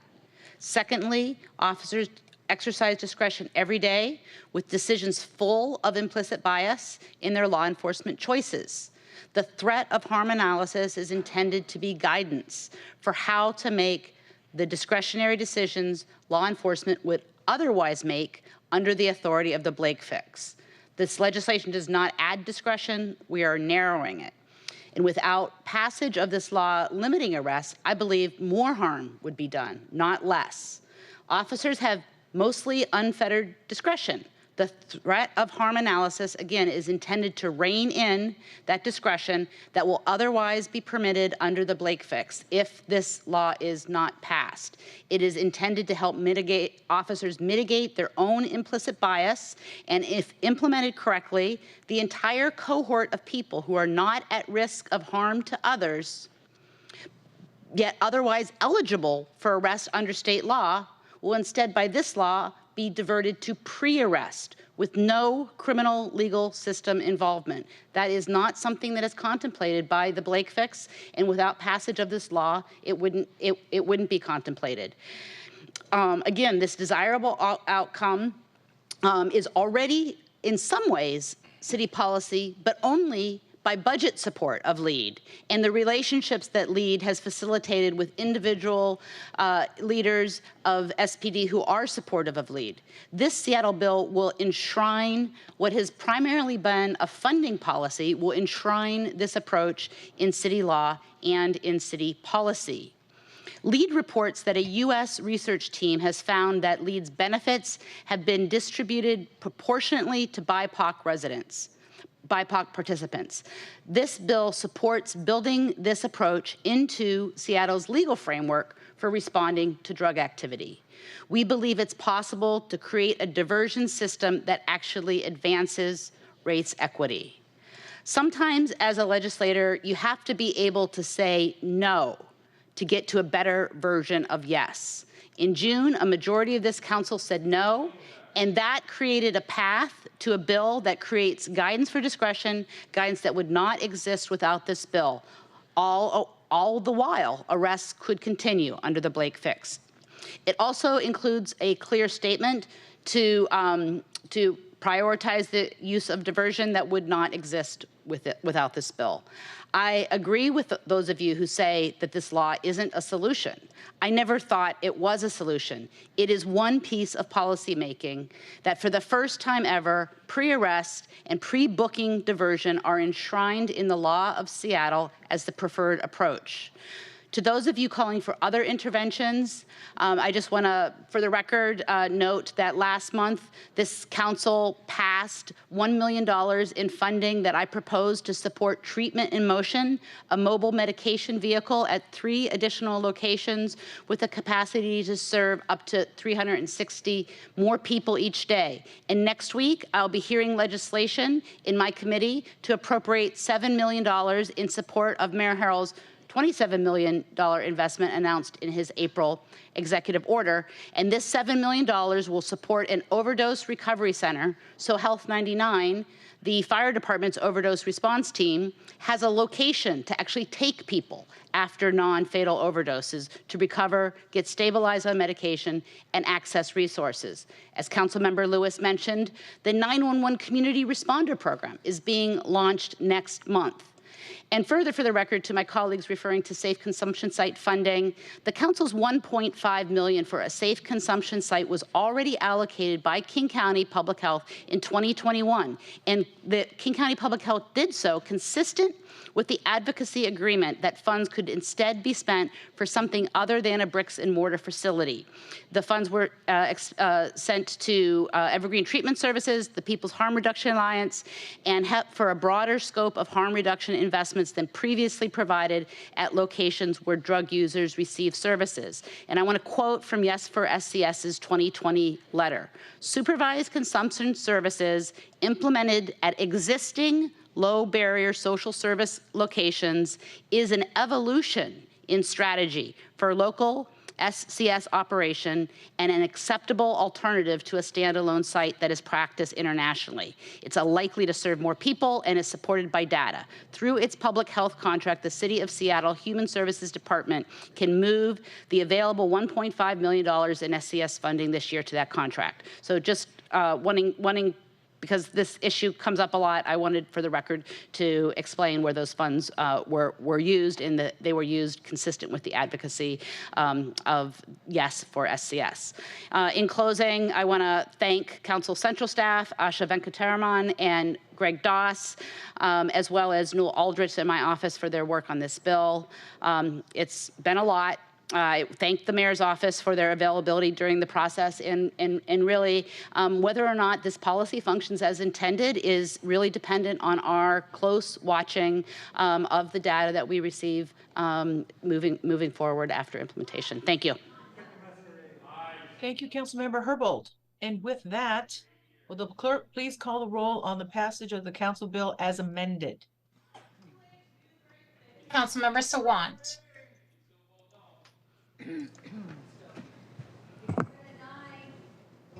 Councilmember Sawant. No. Councilmember Strauss. Yes. Councilmember Herbold. Yes. Councilmember Lewis. Could the clerk please repeat? Councilmember Lewis. Yes. Councilmember Morales. No. Councilmember Mosqueda. No. Councilmember Nelson. Aye. Councilmember Peterson. Yes. And Council President Juarez. Aye. 6 in favor, 3 opposed. Thank you. The council bill passes as amended. The chair will sign it. Madam Clerk, please affix my signature to the legislation on my behalf. Let's move on to agenda item number 2. Will you please read item number 2 into the record?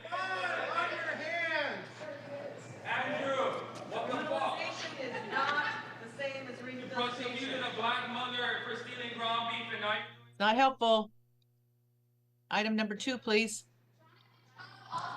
Agenda item 2, Council Bill 120654, an ordinance relating to city employment, commonly referred to as the third quarter 2023 Employment Ordinance. Thank you, Madam Clerk. I move to Council pass Council President, Bill. we cannot hear you in the chambers.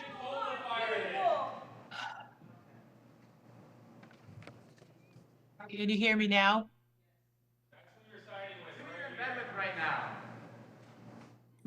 I don't want to have to take a recess at 5:23 because people can't behave in chambers, so 5:28.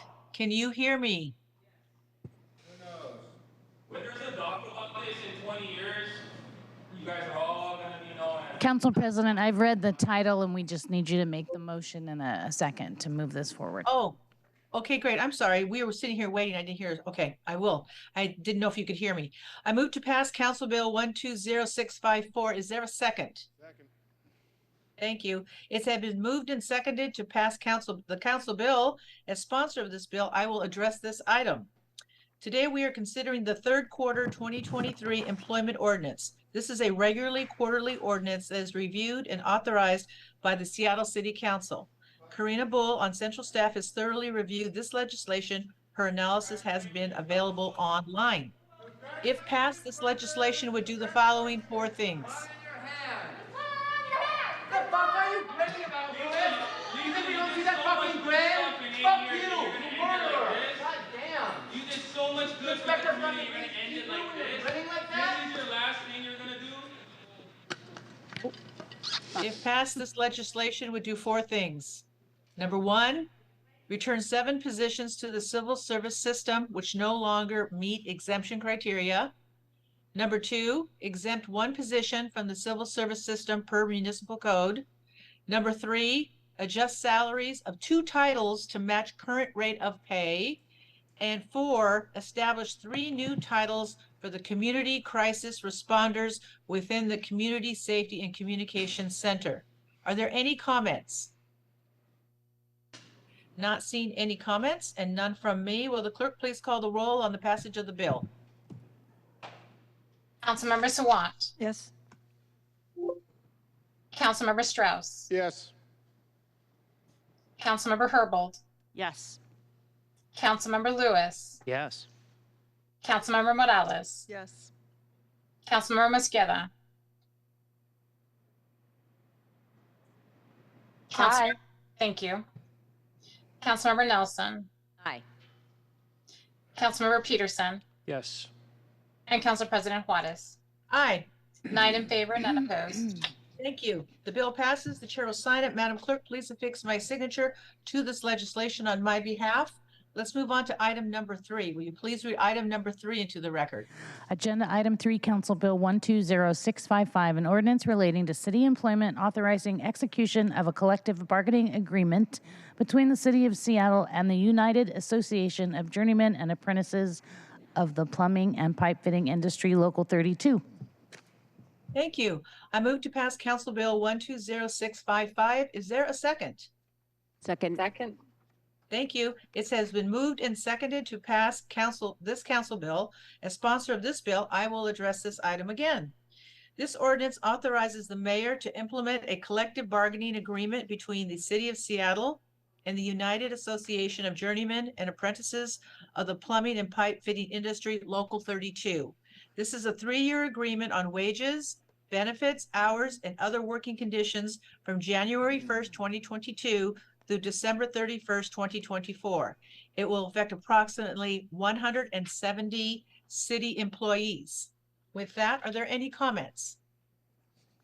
Not seeing any, and I have no further comments. Will the clerk please call the roll on the passage of the bill? Councilmember Sawant. Yes. Councilmember Strauss. Yes. Councilmember Herbold. Yes. Councilmember Lewis. Yes. Councilmember Morales. Yes. Councilmember Mosqueda. Aye. Councilmember Nelson. Aye. Councilmember Peterson. Yes. And Council President Juarez. Aye. 9 in favor, none opposed. Thank you. The bill passes. The chair will sign it. Madam Clerk, please affix my signature to this legislation on my behalf. So it looks like item number 4 is a matter coming out of the Economic Development, Technology, and City Light Committee. Madam Clerk, can you please read item 4 to the record? Agenda item 4, Council Bill 120634, an ordinance relating to the Ballard Business Improvement Area establishing a new 12-year business improvement area to be known as the Ballard Improvement Area. The committee recommends the bill pass. Thank you. Councilmember Nelson, this comes out of your committee. Would you like to address it? Yes, and it's unfortunate that the folks that represent the Ballard Alliance, many of the leadership, there we are, okay, there they are. They've been waiting a long time for a moment of glory here. So this ordinance renews the Ballard Business Improvement Area for another 12 years.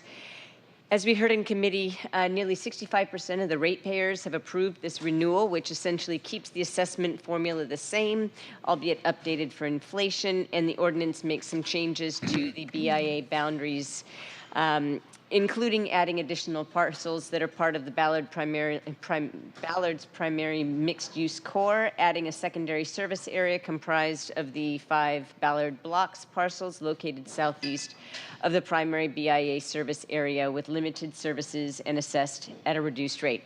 So that's the officialdom of this piece of legislation, but I do want to recognize, and I want all that are watching to know that the Ballard Alliance provides, uses the assessments it collects from ratepayers to improve the neighborhood business district, put on festivals, support small businesses, and Ballard and I would say North Seattle would not be the same without all the work of the Ballard Alliance. It is a pleasure to sponsor the renewing legislation, and I would ask for your support. Thank you, Councilmember Nelson. Councilmember Strauss. Thank you, Council President, and thank you to all the folks from the Ballard Alliance who you see me do my work in Ballard all the time, and now you're getting to see me do my work here at City Council. I will keep my remarks short because I think I spoke for about 10 minutes last week, just to say that the Ballard Alliance has been one of the strongest partners in almost every aspect of change for the local Ballard businesses, neighbors, and communities. You have truly been a forum for relationship building and community building. You do government relations, you do problem solving for small businesses, you create neighborhood vibrancy. From St. Luke's to Sephora, parks activation to Uplift Northwest, small business support to supporting people living in our public spaces, getting the services they need. You have been doing more than 3.5 staff typically do. One of the things that I've noticed most in particular is that we have gone through tremendous growth, and you've helped us as a neighborhood steward that growth in a positive way. These outcomes are not anecdotal. We have higher foot traffic in Ballard than in 2019. I have reports from friends who have children who are teenagers who are choosing to go to Ballard Avenue instead of the mall. And again, sorry, Council President, the joke again, it's not because the mall is gone. Ballard Alliance has been incredibly nimble, adaptive, willing to jump in at no moment's notice to get whatever is needed to be done. I think this week our task list was getting new outlets for the holiday lights. And thank you very much for all your work there. I'm an enormous champion of the Ballard BIA's renewal and its geographic expansion. We have so much more work to do, and I look forward to partnering with you in that work. Thank you for being here. All right. Councilmember Nelson, would you like to close this out? Is there anything else you'd like to add before we go to a vote? Just echoing my appreciation for Mike Stewart, I wanted to make sure that folks know that that the Ballard Alliance, the earlier iteration was a chamber of commerce. People from all over the area can be members of the Ballard Alliance and continue to support it in that way. So thank you very much. That's it. Thank you. Thank you, thank you, Councilmember Nelson. Madam Clerk, will you please call the roll on the passage of the bill? Councilmember Sawant. Yes. Councilmember Strauss. Yes. Councilmember Herbold. Yes. Councilmember Lewis.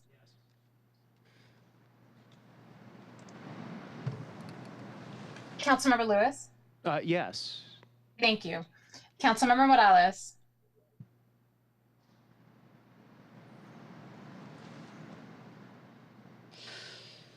She stepped out. Thank you. Councilmember Mosqueda. Aye. Councilmember Nelson. Aye. Councilmember Peterson. Yes. And one more time, Councilmember Morales. Okay, Council President Juarez. Aye. 8 in favor, none opposed. Thank you. The bill passes. The chair will sign it, and will the clerk please affix my signature to that legislation? Let's move on to item number 5. Madam Clerk, can you please read item number 5 into the record? Agenda Item 5, Council Bill 120641, an ordinance relating to Seattle Tourism Improvement Areas, establishing a new 15-year business improvement area to be known as the Seattle Tourism Improvement Area. The committee recommends the bill pass. Thank you. Councilor Nelson is the chair of this committee, and the floor is yours. The Seattle Tourism Improvement Area, or STIA, is a business improvement area, or BIA, formed in 2011 to establish a new leisure tourism marketing fund for Seattle that enables our city's hoteliers to compete and grow their market share. Last year, this committee renewed the STIA and increased its assessment from $2 a night to $4 a night. This legislation would switch the assessment to a 2.3% of the total per night rate for a particular room per stay. And this is competitive with Portland's and more similar to most cities' assessments. The ordinance also allows STIA to use those funds to attract travelers for the meetings and conventions market instead of just for leisure tourism, which is all that's currently allowed. Why is that important? Because we've got a brand new expansion to our convention center, and we want to make sure that people all over the country, business associations, nonprofits, even internationally, know that this asset exists, and this source of revenue will help the promotion of that, hire staff, while still promoting not just downtown, not just neighborhood business districts all over the city, but Seattle as a wonderful city to the rest of the nation and to the world. So this is an important piece of legislation, and I ask for your support. Thank you, Councilmember Nelson. Councilmember Lewis? Thank you, Council President. I'm really excited to vote for this legislation today. I just want to take, seeing the advanced hour, not very much time, but do want to thank the folks in the gallery from Visit Seattle for their leadership in advancing these priorities. Downtown is really, really coming along. I mean, we know as people on this dais who are downtown on a regular basis, seeing the improvement on a week-by-week basis from the work that city employees are doing, the work that the DSA MID is doing, and the work that Visit Seattle has been doing in promoting a robust recovery in our tourism and hospitality sector. Our success coming back as a city is due in no small part to their diligence and their hard work, and this policy will help double down on those effective partnerships and give them the resources they need to continue to make Seattle a great place to do business, a great place to visit, and I look forward to supporting this today and continuing to be an advocate for Visit Seattle. Thank you. Before we go to a vote, Councilor Nelson, a big thank you to you for all the legislation that you've done up this far to activate downtown, the core, the waterfront, Ballard, the BIAs, the tourism. This is what we need. We need people to come back downtown, but they need to feel safe. So I want to thank you for doing that. It has really helped out a lot, and I appreciate how hard you've worked and your staff and working with our office as well to get this into your committee on the agenda and for a vote. So thank you. Well done. Okay. One final word, please. Sure. I was just going to say that. Okay. Just a note that when BIA's business improvement districts come to council asking for renewal, they thank us. And I do believe that we should be thanking the ratepayers who are charging themselves to generate a pot of money to that gets spent on not supplementary many times, but essential services that make our neighborhoods such a vibrant and safe and clean place. So thank you, ratepayers. Thank you, Visit Seattle. That's it, for real. Thank you very much. All right, with that, Madam Clerk, will you please call the roll on the passage of the bill? Councilmember Sawant. Yes. Councilmember Strauss. Yes. Councilmember Herbold. Yes. Councilmember Lewis. Yes. Councilmember Morales. Yes. Councilmember Mosqueda. Aye. Councilmember Nelson. Aye. Councilmember Peterson. Yes. And Council President Juarez. Aye. 9 in favor, none opposed. Great. The bill passes. The chair will sign it. And Madam Clerk, again, please affix my signature to this legislation. Let's move on to item number 6, which I understand is a resolution that came out of Councilmember Nelson's committee. Can you please read that into the record? Agenda item 6, resolution 32108, a resolution relating to the City Light Department documenting compliance with the Public Utility Regulatory Policies Act of 1978 as amended by the Infrastructure Investment and Jobs Acts of 2021. The committee recommends the resolution be adopted. Thank you. Councilmember Nelson. All right, this resolution documents City Light's, were we supposed to second it? Okay. This resolution documents City Light's compliance with the Federal Public Utility Regulatory Policies Act, or PURPA, as amended in 2021 by the Federal Infrastructure Investment and Jobs Act. The latter added 2 new standards to PURPA requiring utilities to adopt demand response and transportation electrification standards. City Light is already subject to comparable standards set out at a state level, so this resolution documents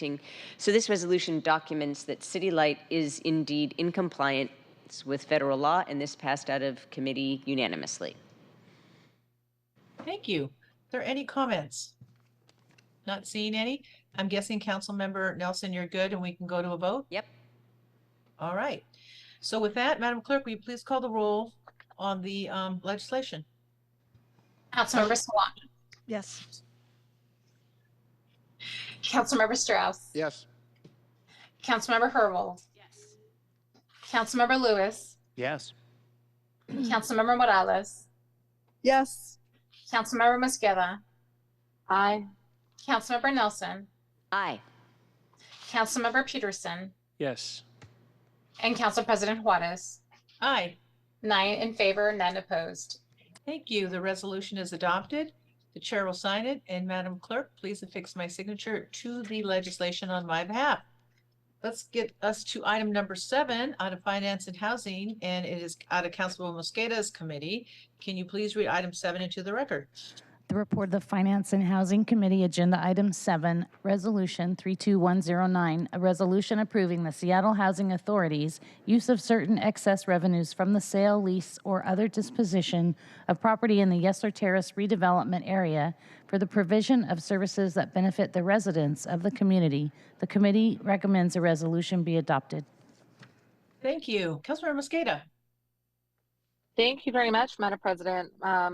Madam President, do I need to move the adoption of this, or are we good? No, you can do it because it came out of your committee, so you're good. You just gotta Okay, address it. great. Thank you so much. Colleagues, this legislation authorizes the City of Seattle Housing Authority to use higher than anticipated revenue from lease or sale of property related to Yesler Terrace redevelopment to be used for services for support inside the buildings for Seattle Housing Authority residents. As we've heard over the last 2 years, service needs have increased among affordable housing residents. The buildings are the same on the outside, but the needs on the inside for the residents have increased dramatically, especially during the pandemic.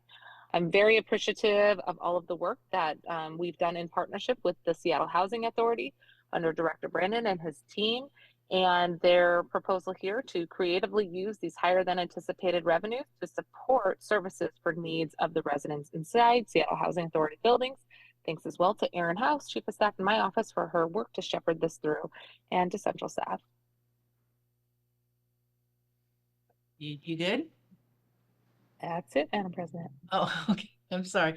You took a pause there. I wasn't sure if you had more to say. All right. Thank you. Are there any other comments regarding item number 7? Not seeing any, and seeing Councilmember Mosqueda is in her car. I'm guessing you're good on wrapping us up, Councilmember Mosqueda? You don't got anything else to add? Let's do this. Anything else you want to thank? Just want to. Nope. Okay, good. Glad we had that robust discussion. Okay, there are no comments. So with that, we are going to go to a vote. Madam Clerk, will you please call the roll on the adoption of the resolution? Councilmember Sawant. Yes. Councilmember Strauss. Yes. Councilmember Herbold. Yes. Councilmember Lewis. Yes. Councilmember Morales. Yes. Councilmember Mosqueda. Aye. Councilmember Nelson. Aye. Councilmember Peterson, Yes. and Council President Juarez. Aye. 9 in favor, none opposed. Thank you. The resolution is adopted. The chair will sign it, and Madam Clerk, again, fix my signature to the legislation on my behalf. Well, folks, that closes our business, our agenda items, all 7. So let's finish up here with the rest of the agenda. There were no items removed from the consent calendar. There are no other resolutions for introduction, referral, and adoption today. Is there any other business to come before council? I do not see or hear anything. So with that, before we adjourn, this does conclude our itunes of business on today's agenda. Thank all of you that showed up and called in on the legislation.